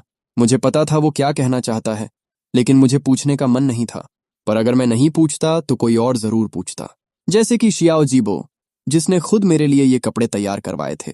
नहीं, मतलब क्या है? कपड़ों में क्या दिक्कत है? नहीं। मुशियाओ चुआन बार बार हाथ हिलाने लगा। तभी कोई बोला, शियाओ चुआन, तुम इससे डर क्यों रहे हो? पुराने और आउटडेटेड सूट पहनकर भी इतना दिखावा कर रहा है। और हाँ, ये लंगड़ा भी है। इसे डर नहीं लगता कि ये मू फैमिली की इज्जत खराब कर रहा है? वुलू सच में एक बढ़िया हथियार था, इतना बेवकूफ और उतना ही जहरीला। शियाओ जीबो का चेहरा एकदम से खराब हो गया था, लेकिन उस वक्त किसी ने ध्यान नहीं दिया, क्योंकि सबकी नजरें मेरे सूट और मेरे पैर पर थीं, और मू फैमिली के लोगों के चेहरे तो उससे भी ज्यादा खराब हो गए थे। इतनी सारी घूरती नजरों के बीच मेरे पास खड़ा असली मालिक, जो जैसे मेरी पुरानी यादों का साया था, डर के मारे सिमट गया था। उसे अपने पिछले जीवन की वही यादें फिर से ट्रिगर हो रही थीं, लेकिन मैं बिल्कुल शांत था। अगर ध्यान से देखा जाए तो, अरे ये तो सच है। यंग मास्टर मू का सूट तो इस साल के काई फैमिली का लेटेस्ट मॉडल है ना? हाँ बिल्कुल। और हमारा शियाओ चुआन जो पहन रहा है, वो तो ग्लोबल लिमिटेड एडिशन है, मास्टर ने खुद हाथ से बनाया है। कौन कहता है हमारा शियाओ चुआन असली यंग मास्टर नहीं है? कुछ लोगों की तरह नहीं, जो बेकार और नाजायज औलाद होते हैं। वुलू ने अपनी सबसे बड़ी चाल चल दी, लेकिन इस बार मु शियाओ चुआन सच में घबरा गया। चुप हो जाओ, बेकार की बातें मत करो। मेरा भाई ऐसा नहीं है।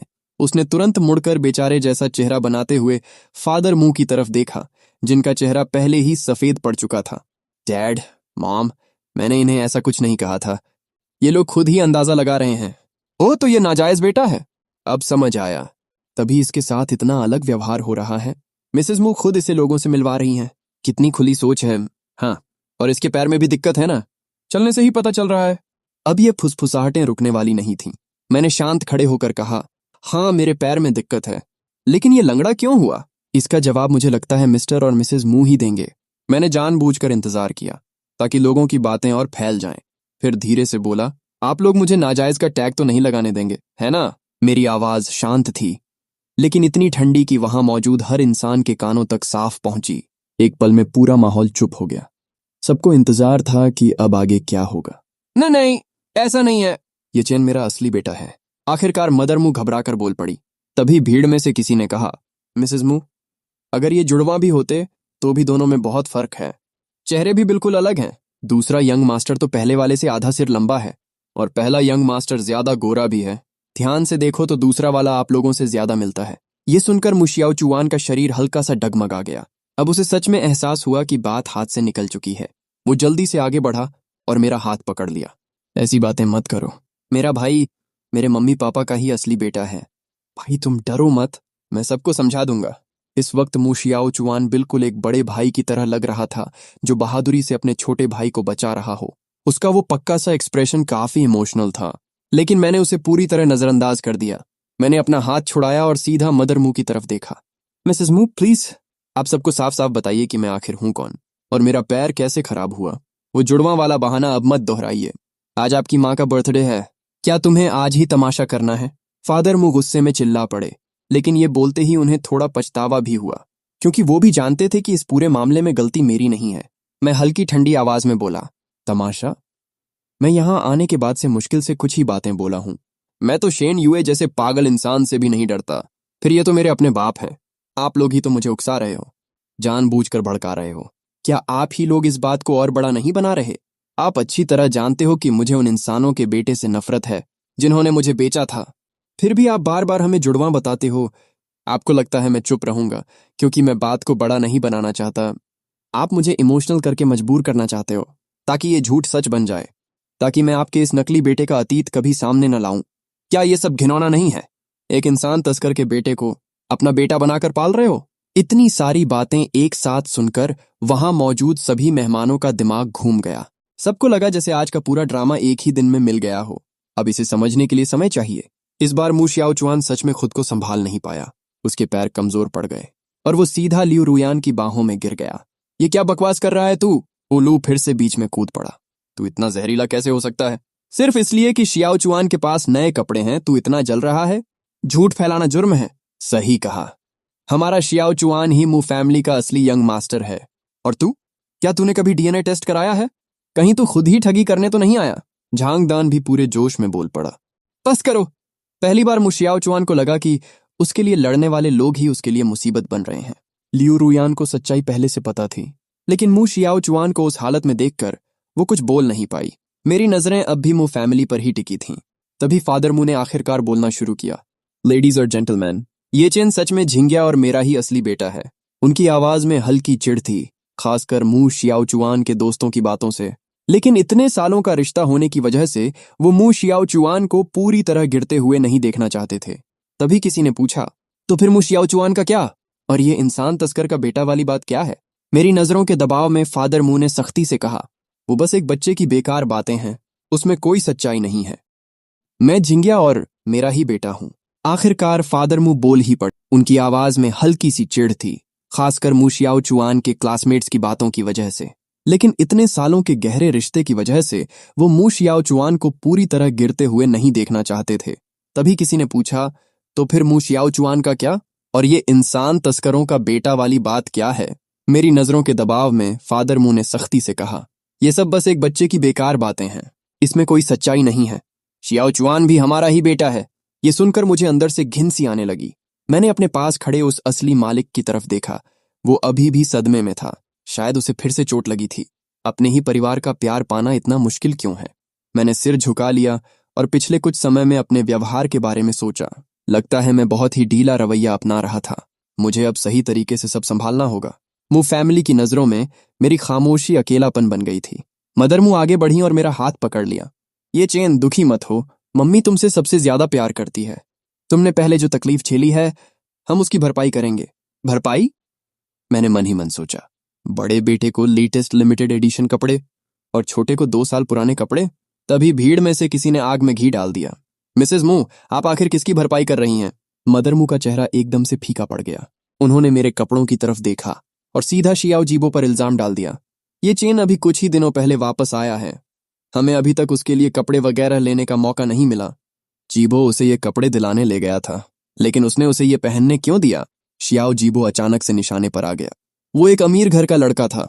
उसने कभी इस तरह की डांट नहीं सुनी थी। वो तुरंत पलट कर बोला, मुझे कैसे पता होता कि आंटी सी मू शियाओचुआन को इतना ज्यादा प्यार करती हैं? आपने उसके लिए लेटेस्ट महंगे कपड़े खरीदे है ना? मेरा ये चेन को नीचा दिखाने का कोई इरादा नहीं था। मैं खुद भी पुराने कपड़े पहने हुआ हूँ। छोटे भाई, अगर तुम्हें मेरा ये आउटफिट पसंद है तो मैं तुमसे बदल लेता हूँ। मू शियाओचुआन ने जैसे ही सुना कि फादर मू ने असली बेटे की पहचान मान ली है, वो पूरी तरह होश में आ गया। बस एक कपड़े की वजह से सब लोग नाराज मत हो जाओ, ठीक है? यहाँ बाहर के लोग भी हैं। मैंने उसकी तरफ देखा और शांत आवाज में कहा, तुम्हारा ये नया फॉर्मल ड्रेस सच में बहुत अच्छा है, लेकिन इसे मेरे सामने दिखाने की कोई जरूरत नहीं है, क्योंकि जब तक आप कुछ कहते नहीं हो और किसी का स्टेटस ऊंचा नीचा नहीं बताते, मैं तो असल में फर्क समझ ही नहीं पाता।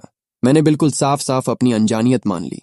मुझे इन हाई एंड लिमिटेड एडिशन वगैरह के बारे में कुछ नहीं पता। मैं ज्यादातर ब्रांड्स को पहचान भी नहीं पाता। उनकी कीमत तो दूर की बात है। मेरी नजर में तो बस स्टाइल का फर्क होता है। जो कपड़े मैंने पहने हैं वो मैंने खुद चुने हैं, और ये मेरी जिंदगी के सबसे अच्छे कपड़े हैं जो मैंने कभी पहने हैं। ब्रदर जीबो, मुझे ये आउटफिट सच में बहुत पसंद है। मुझे लगता है मैं इसमें बहुत अच्छा लग रहा हूँ। शाओ जीबो ने जैसे ही सुना कि मैं उसका पक्ष ले रहा हूँ, वो काफी भावुक हो गया। कपड़े इंसान को सजाने के लिए होते हैं, बंधन बनाने के लिए नहीं। जो तुम पर सूट करे वही सबसे अच्छा होता है।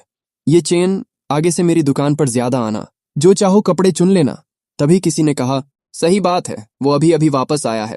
इन चीजों को ना समझना नॉर्मल है। और मुझे तो लगता है कि यंग मास्टर का ये आउटफिट लेटेस्ट मॉडल से बिल्कुल कम नहीं है। ये उसकी पर्सनैलिटी है।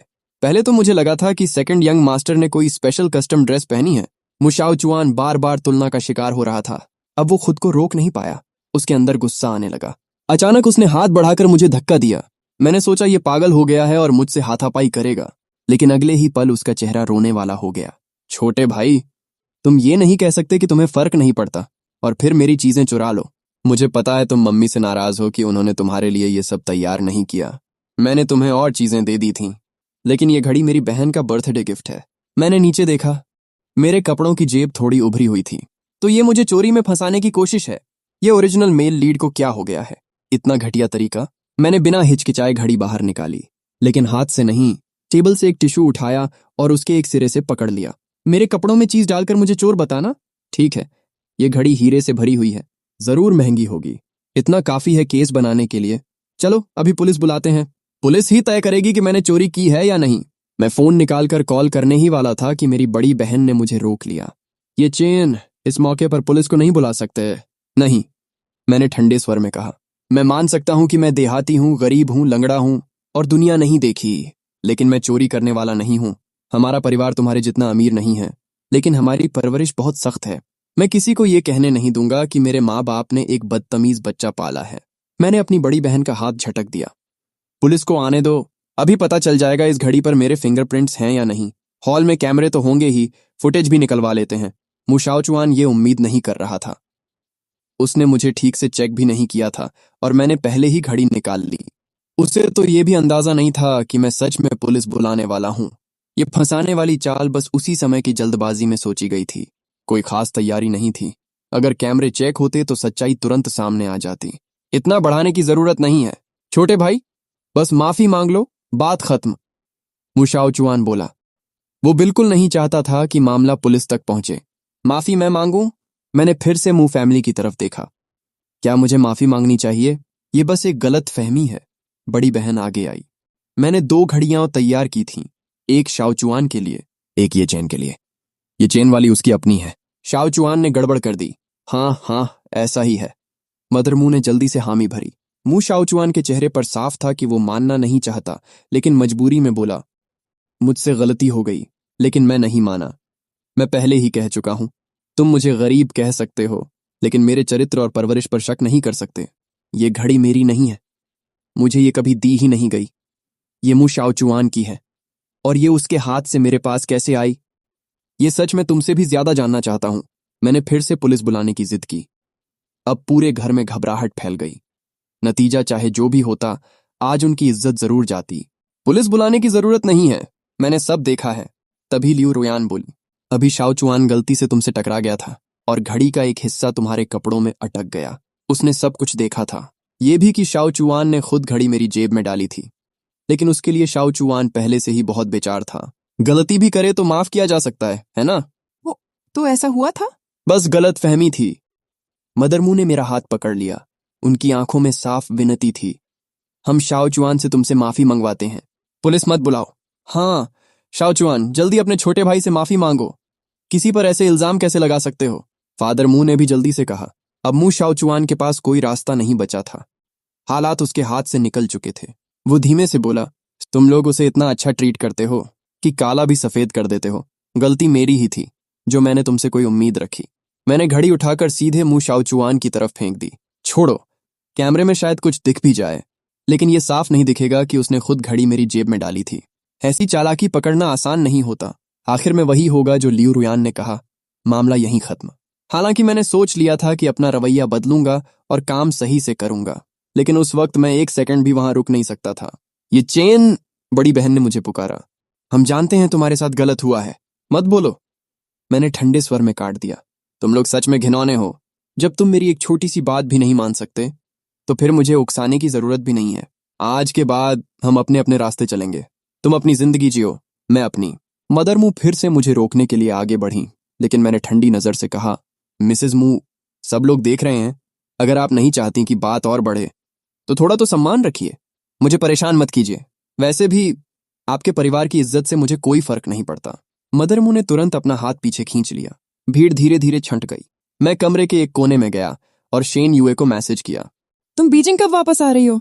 आज रात, उधर से जवाब आया। उसका काम खत्म हो चुका था और वो तुरंत वापस आने की तैयारी कर रही थी। उसे खुद भी समझ नहीं आ रहा था कि वो इतनी जल्दी क्यों लौटना चाहती है।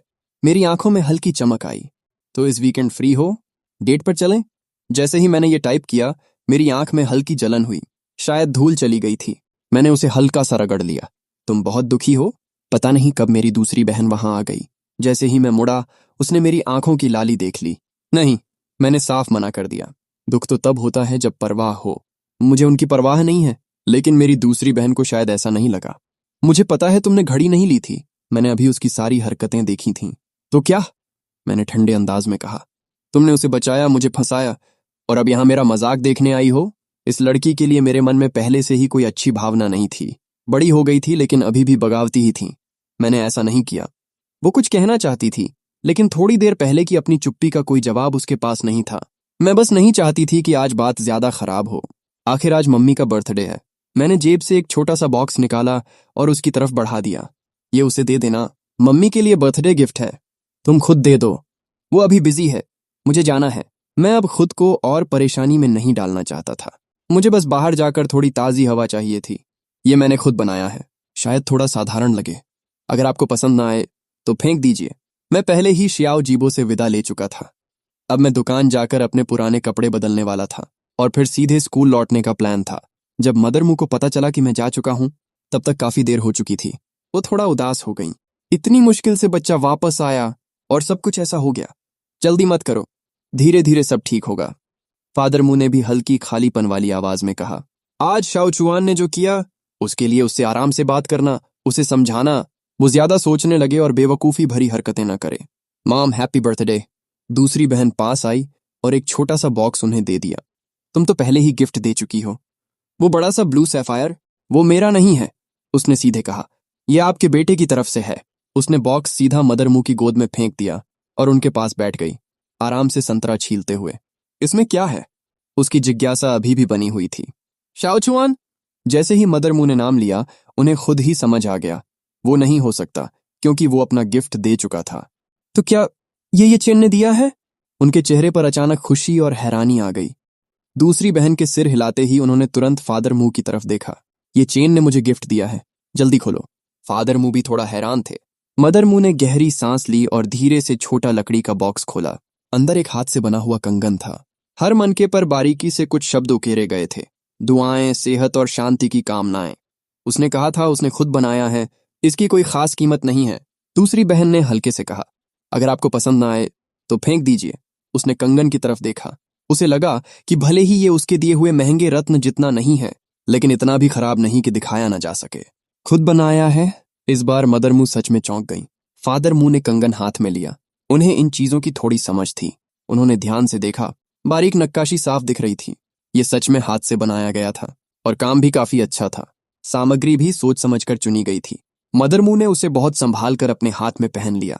दूसरी बहन थोड़ी झिझकी, लेकिन फिर भी बोली। जब वो जा रहा था, मुझे लगा वो रो रहा था, लेकिन उसने ये नहीं बताया कि मु शियाओ चुआन ने उसे फंसाया था, क्योंकि इंसान का दिल हमेशा एक तरफ झुक जाता है और इस वक्त उसका दिल अभी भी उसी तरफ था। मु शियाओ चुआन तो बस रिश्ता सुधारना चाहता था, लेकिन आखिर में उसी की वजह से उस लड़के को तकलीफ मिली। क्या वो अब हमें फिर कभी नहीं मिलना चाहेगा? फादर मुंह सच में चिंतित थे। ऐसा नहीं है कि उसे मेरे दिल की गांठ का पता नहीं था, लेकिन उसने मु शियाओ चुआन को अपने हाथों से पाला है। जिस बेटे को उसने बचपन से इतना प्यार दिया हो, उसे घर से निकालना नामुमकिन है। वो ऐसा कभी नहीं करेगा। उस लड़के ने तुम्हें गिफ्ट भी दिया है, लेकिन हमें उसे अपनी सोच साफ साफ बतानी होगी। हमें उसे शियाओ चुआन के होने को स्वीकार करवाना ही होगा। फादर मुंह ने भी कभी ये नहीं सोचा था कि मु शियाओ चुआन को घर से निकाल देंगे।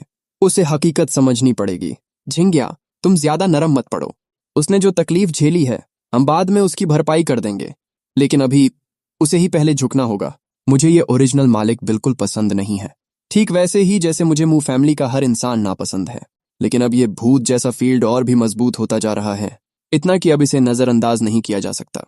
तुम पहले ही एक बार मर चुके हो, फिर भी उनके लिए दुखी हो? मुझे समझ नहीं आता। पहले मुझे लगता था बस थोड़ा सा प्यार मिल जाए, वही काफी है, चाहे वो बहुत कम ही क्यों ना हो। लेकिन शेन युए के प्यार से तुलना करूं तो इन लोगों का प्यार बहुत कम है। अब मैं उससे संतुष्ट नहीं हूं। ये बर्थडे पार्टी ओरिजिनल मालिक जैसे अपने पुराने बुरे सपनों में वापस चला गया था। भले ही इस बार मुझे नुकसान नहीं हुआ, लेकिन मु फैमिली का झुकाव फिर से उसे चोट दे गया। दूसरी बहन और लियू रुयान दोनों ने सब देखा था, फिर भी उन्होंने उसे बचाया। ओरिजिनल मालिक बुरी तरह रो रहा था, इतना कि अगर मुझे गुस्सा भी आता तो समझ नहीं आता किस पर निकालूं। दूसरी बहन को छोड़ो, लेकिन वो लियू रुयान, वो तो हमारे समझौते का हिस्सा भी नहीं लगती। मुझे लगा था ये लड़का एक बार मर चुका है, अब तक तो इसे उससे पूरी तरह उम्मीद छोड़ देनी चाहिए थी। लेकिन मुझे क्या पता था वो अभी भी उसके लिए रोएगा। मैं पहले उसे पसंद करता था, उसने नाक सुड़कते हुए कहा। पिछली जिंदगी में मैं लगभग उसे जीबी से छीन ही लिया था। अगर शेन यूए का कर्ज ना होता तो मेरी आखिरी इच्छा यही होती कि तुम उससे शादी करो। मेरे माथे पर सीधी लकीरें पड़ गईं। अभी सच में उसे गाली देने का मन नहीं था। मुझे तो याद है उसने तुम्हें मार दिया था। वो गलती से हुआ था, उसने धीमे से कहा। उसे लगा मैं मू शियाओ चुआन के साथ कुछ करने वाला हूं, इसलिए उसने मुझे सीढ़ियों से धक्का दे दिया। वो हल्का सा आह भरकर बोला। शुरू में मुझे बहुत गुस्सा आया था, लेकिन सोचने पर लगा उसने जानबूझकर नहीं किया। बस कर बेवकूफ आशिक। मैंने गहरी सांस ली खुद को शांत करने के लिए। तुमने कहा था पिछली जिंदगी में तुम लोग लगभग साथ आ गए थे, इसका क्या मतलब है? वो असल में ओरिजिनल मालिक ने शर्मिंदा होकर मेरी तरफ देखा और आखिर सच बता दिया। उस रात मेरे और शेन यूए के बीच जो हुआ वो दवा असल में लियू रुयान के लिए थी, लेकिन पता नहीं कैसे शेन यूए ने पी ली। मैं कुछ सेकंड चुप रहा, फिर ठंडे स्वर में बोला, मतलब तुमने खुद उसे ड्रग दिया था? उसने सिर झुका लिया। तुम जैसे कानून तोड़ने वाले लोगों को मर जाना चाहिए। मेरा सिर दर्द कर रहा था, लेकिन अंदर ही अंदर मुझे थोड़ा सा किस्मत वाला भी लग रहा था। अच्छा हुआ ओरिजिनल मालिक को अभी भी शेन यूए का एहसान याद है और वो उसे चुकाना चाहता है, नहीं तो मुझे सच में लियू रुयान को कन्विंस करना पड़ता। मैं तो अकाउंट ही डिलीट कर देता। और जहां तक शेन यूए की बात है, मैं उसे थोड़ा बर्दाश्त कर सकता हूं, शायद इसलिए क्योंकि मैं सच में उसकी खूबसूरती से प्रभावित हूं। क्या तुम वापस मू फैमिली के पास जाना चाहते हो? उसने धीरे से पूछा। अगर नहीं गए तो हो सकता है वो सच में तुम्हें फिर कभी स्वीकार ना करें। वो गलत भी नहीं था, मुझे मानना पड़ा। मैंने उनके दिल में अपनी जगह को ज्यादा ही समझ लिया था। आज जो कुछ हुआ, अगर किसी एक को विलन बनना ही पड़ता तो वो मैं ही होता। अगर मुझे वापस जाना भी है तो ऐसे नहीं जा सकता। मुझे सही तरीके से एक प्लान बनाना होगा। वीकेंड आया और मैंने सच में शेन यूए को डेट पर बुला लिया, लेकिन मेरी चुनी हुई जगह देखकर शेन यूए के चेहरे पर साफ नाराजगी थी। Under water world? उसने मेरे हाथ में थमाई गई कॉटन कैंडी को देखा और फिर मुझे ऐसे घूरा जैसे मैं बेवकूफ हूं। तुम अब बड़े हो चुके हो, यहां तो बच्चे खेलने आते हैं। मैं बचपन में कभी यहां नहीं आया और मुझे हमेशा से यहां आना था। मैंने बिल्कुल सीधा जवाब दिया। मुझे फर्क नहीं पड़ा कि वो खुश है या नहीं। मैंने उसका हाथ पकड़ा और सीधे अंदर ले गया। अंदर जाकर मैं हर चीज करना चाहता था, कछुओं को खाना खिलाना, सील्स को खिलाना, लेकिन मैं थोड़ा डरपोक था। तो हम दोनों, एक सूट बूट पहनी बड़ी कंपनी की सीईओ और मैं, तालाब के किनारे बैठकर कछुओं को खाना खिला रहे थे। सील्स को खिलाते वक्त पानी मेरे ऊपर छप गया और मेरे बगल में खड़ी वो निर्दयी लड़की जोर से हंस पड़ी। मैंने हर एंगल से फोटो खींचनी शुरू कर दी। शेन यूए के लिए ये उसकी जिंदगी का डार्क चैप्टर बन चुका था। अगर तुमने ये फोटो कहीं पोस्ट की, उसने ठंडी आवाज में कहा, तो मैं तुम्हें छोड़ूंगी नहीं, मैं सिर्फ अपने पास रखूंगा। मैंने मुस्कुराते हुए कहा। फिर मैं उसे खींचकर पेंगुइन्स दिखाने ले गया, 3D आइसक्रीम खिलाई और मरमेड शो भी दिखाया। पता ही नहीं चला, पूरा दिन निकल गया। मुझे नहीं पता शेन यूए खुश थी या नहीं, लेकिन मैं तो बहुत मजे में था। ऐसा लग रहा था जैसे 2 जिंदगियों की अधूरी ख्वाहिशें आज पूरी हो गई हों। शेन यूए को लग रहा था कि वो सच में पागल हो गई है, जो उसने पूरा दिन मेरे साथ बर्बाद कर दिया। और सबसे ज्यादा हैरानी की बात, अंडर वाटर वर्ल्ड से वापस शहर आते ही मैंने उसे बाएं कहा और खुद ही चला गया। उसके साथ डिनर तक नहीं किया। वो साफ नाराज थी। तभी उसके फोन पर ढेर सारी फोटो आईं, आज की, हर एंगल से। फोटो में मैं अजीब अजीब चेहरे बना रहा था और वो जबरदस्ती फ्रेम में खड़ी थी। चेहरे पर हल्की झुंझलाहट थी, लेकिन उतनी बुरी भी नहीं लग रही थी। तो सीईओ शेन, आज की डेट को 10 में से कितना रेट करोगी? उसने सवाल पढ़ा, थोड़ा सोचा और जवाब दिया, पाए। मैं तो 0 देने वाली थी, लेकिन तुम्हारा मूड खराब नहीं करना चाहती थी। ये औरत बाहर से कुछ भी बोले, अंदर से साफ था कि वो काफी खुश थी। मुझे कोई टेंशन नहीं थी शेन यूए खुश थी या नहीं। ये ओरिजिनल मालिक सबसे अच्छे से जानता था। आज वो बिल्कुल उदास नहीं था, पूरे समय एक अलग ही गर्माहट में था। उसके कपड़ों पर जो खून का दाग था वो भी जैसे हल्का पड़ गया था। वो तुमसे इतनी जल्दी कैसे प्रभावित हो गई? ओरिजिनल मालिक को समझ नहीं आ रहा था। तुम लोग तो ज्यादा बार मिले भी नहीं हो, ये तो लव एट फर्स्ट साइट है, मैंने पूरे कॉन्फिडेंस से कहा। मैं इतना आउटस्टैंडिंग हूं, इतना हैंडसम हूं, मेरी पर्सनैलिटी भी अच्छी है, मुझे पसंद करना तो नॉर्मल बात है।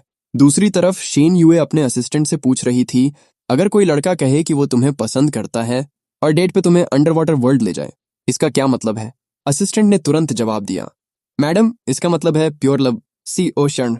इसका मतलब वो लड़का आपको सच में पसंद करता है, लेकिन ऐसे लड़के के साथ रिलेशन में रहना थोड़ा मुश्किल भी होता है। अगर ब्रेकअप हुआ तो वो बहुत बड़ा सीन भी कर सकता है। अच्छा, ऐसा है? शेन यूए ने मन ही मन सोचा। उसे ये बात कुछ हद तक सही लगी। तो वो मुझे इतना पसंद करता है। तभी उसका फोन बजा।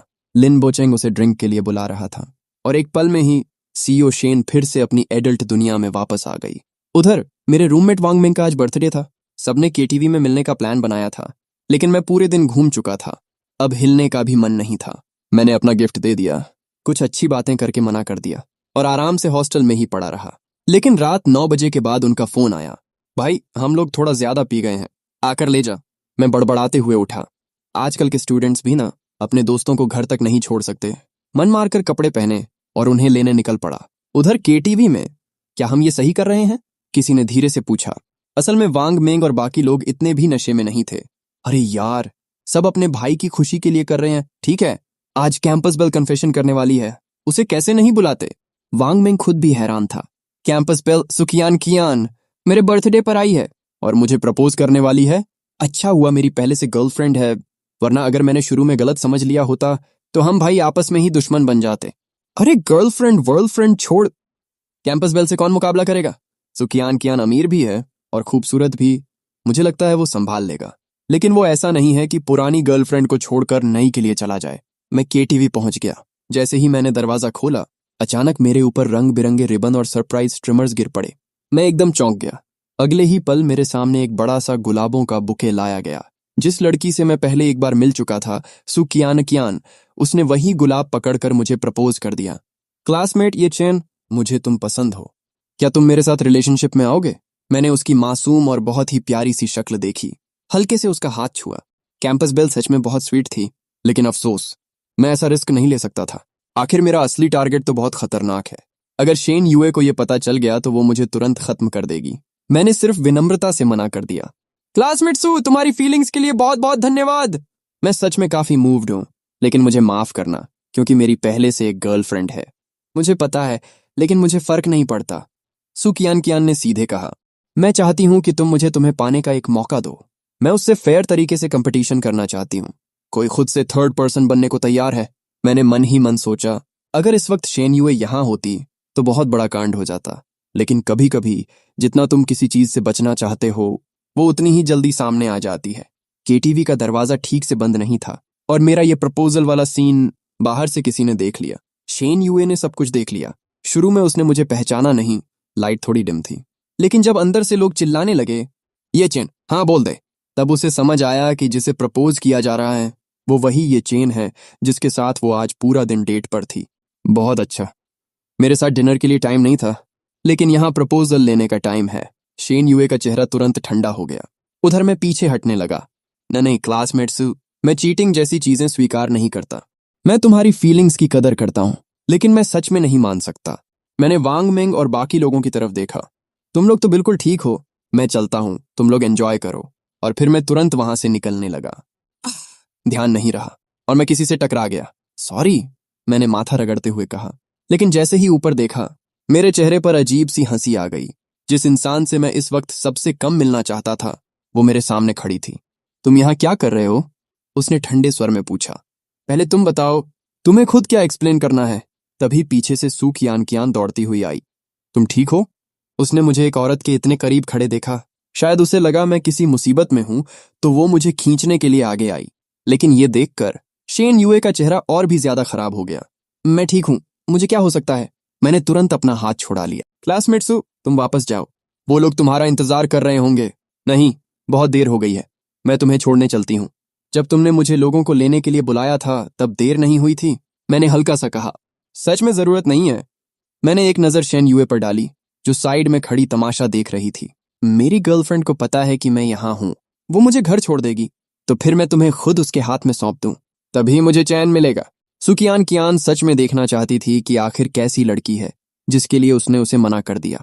नहीं, मेरी गर्लफ्रेंड थोड़ी पजेसिव है। मुझे डर है कि मैं ठीक से समझा नहीं पाऊंगा। क्लासमेट सू, ऐसे बार बार जिद करना ठीक नहीं है। मैंने मन ही मन सोचा, अच्छा हुआ मैंने अभी खुद को कंट्रोल कर लिया, नहीं तो इस कैंपस बेल की इतनी चिपकू नेचर के साथ संभालना मुश्किल हो जाता। क्लासमेट सू, प्लीज वापस जाओ। ये चेन, मैं फिर भी चाहती हूँ कि तुम इस बारे में अच्छे से सोचो। मुझे तुम सच में पसंद हो। सुकियान कियान अब भी हार मानने को तैयार नहीं थी। तुम्हारी वो गर्लफ्रेंड वांग मेंग और बाकी सब कह रहे थे कि उन्होंने उसे कभी देखा ही नहीं। वो हमारी यूनिवर्सिटी की भी नहीं है। अगर तुम लोग स्कूल के टाइम से एक दूसरे को जानते हो तो वो जिंग यूनिवर्सिटी में तो आई ही नहीं होगी। अब वो तुम्हारे लायक नहीं है। क्लासमेट सू, मैंने शांत लेकिन ठोस आवाज में कहा, वो बहुत अच्छी है और हम दोनों एक दूसरे के लिए सही हैं।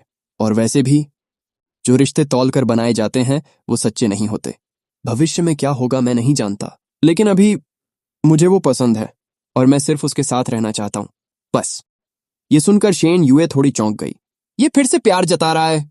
क्या ये सच में उसे इतना पसंद करता है? उसने उस लड़के के चेहरे को देखा, पूरी तरह गंभीर और पक्का। अचानक उसके सीने में एक अजीब सी गर्माहट उठी, दिल भी थोड़ा तेज धड़कने लगा। उसने अपना माथा छुआ और मन में सोचा, ये लोग फिर से मेरे ड्रिंक में कुछ मिला तो नहीं दिए। लेकिन ऐसा कुछ नहीं था। क्लासमेट सू, अगर तुम ऐसे ही जिद करती रही तो आगे चलकर हम दोस्त भी नहीं रह पाएंगे। सुकियान कियान का चेहरा उतर गया, लेकिन वो भी स्वाभिमानी थी। ठीक है, रास्ते में ध्यान रखना। जब तुम वापस स्कूल पहुंच जाओ तो मुझे मैसेज कर देना। हॉलवे में अब सिर्फ मैं और शेन युए रह गए थे। मैंने तुम्हारी बात नहीं मानी थी, समझे? तुम बिना वजह गुस्सा नहीं कर सकते। मैं उसके थोड़ा करीब गया, उसकी खुशबू सूंघने की कोशिश की। शराब और परफ्यूम की मिलीजुली गंध थी। मैंने तुरंत भौहें चढ़ा लीं और एक कदम पीछे हट गया। तुम आगे एंजॉय करो, मैं जा रहा हूं। लेकिन जैसे ही मैं मुड़कर जाने वाला था, अचानक मुझे खींचकर पास वाले कमरे में ले जाया गया। हम तो बहुत अच्छे मैच हैं, फिर तुम मुझसे दूर क्यों भाग रहे हो? कमरे की हल्की रोशनी में माहौल काफी अजीब सा हो गया था, ठीक वैसा ही जैसा हमारी पहली मुलाकात वाली रात था। अगर इस लड़की से शराब और गंदगी की बदबू नहीं आ रही होती तो शायद मैं इस पल को एंजॉय भी कर लेता, लेकिन अभी मुझे सिर्फ घिन आ रही थी। तुमसे थोड़ी तेज बदबू आ रही है, मैंने साफ कहा और उसे धक्का दिया। मुझे राइनाइटिस है, मैं ये स्मेल बर्दाश्त नहीं कर सकता। मैं उसे पूरी तरह हटा भी नहीं पा रहा था और ना ही निकल पा रहा था। ये चेन, तुमने मुझे अभी तक ये नहीं बताया कि तुम आज यहाँ क्यों आए थे। उधर शेन युए को मेरी खुशबू पसंद आ रही थी। उसने नोटिस किया कि मैं अभी अभी नहा कर आया था। मेरे बालों में शैम्पू की हल्की खुशबू थी। मेरे क्लासमेट का बर्थडे था, बस आया था, मैंने जल्दी से कहा। मैंने शराब नहीं पी, सच में। हाँ हाँ, अब छोड़ो मुझे। नहीं छोड़ सकती, उसने नीचे झुकते हुए कहा। वो मुझे किस करने वाली थी? मैंने तुरंत हाथ से अपना चेहरा ढक लिया। मुझे अभी जलन हो रही है। तुम्हें मुझे थोड़ा कंफर्ट करना चाहिए ना। तुम खुद ही मुझे गर्लफ्रेंड बोल रहे थे अभी, अब शर्म क्यों? अब मेरे पास कोई रास्ता नहीं बचा था। मैंने अचानक अपना घुटना ऊपर की तरफ जोर से मारा। Comment for next part.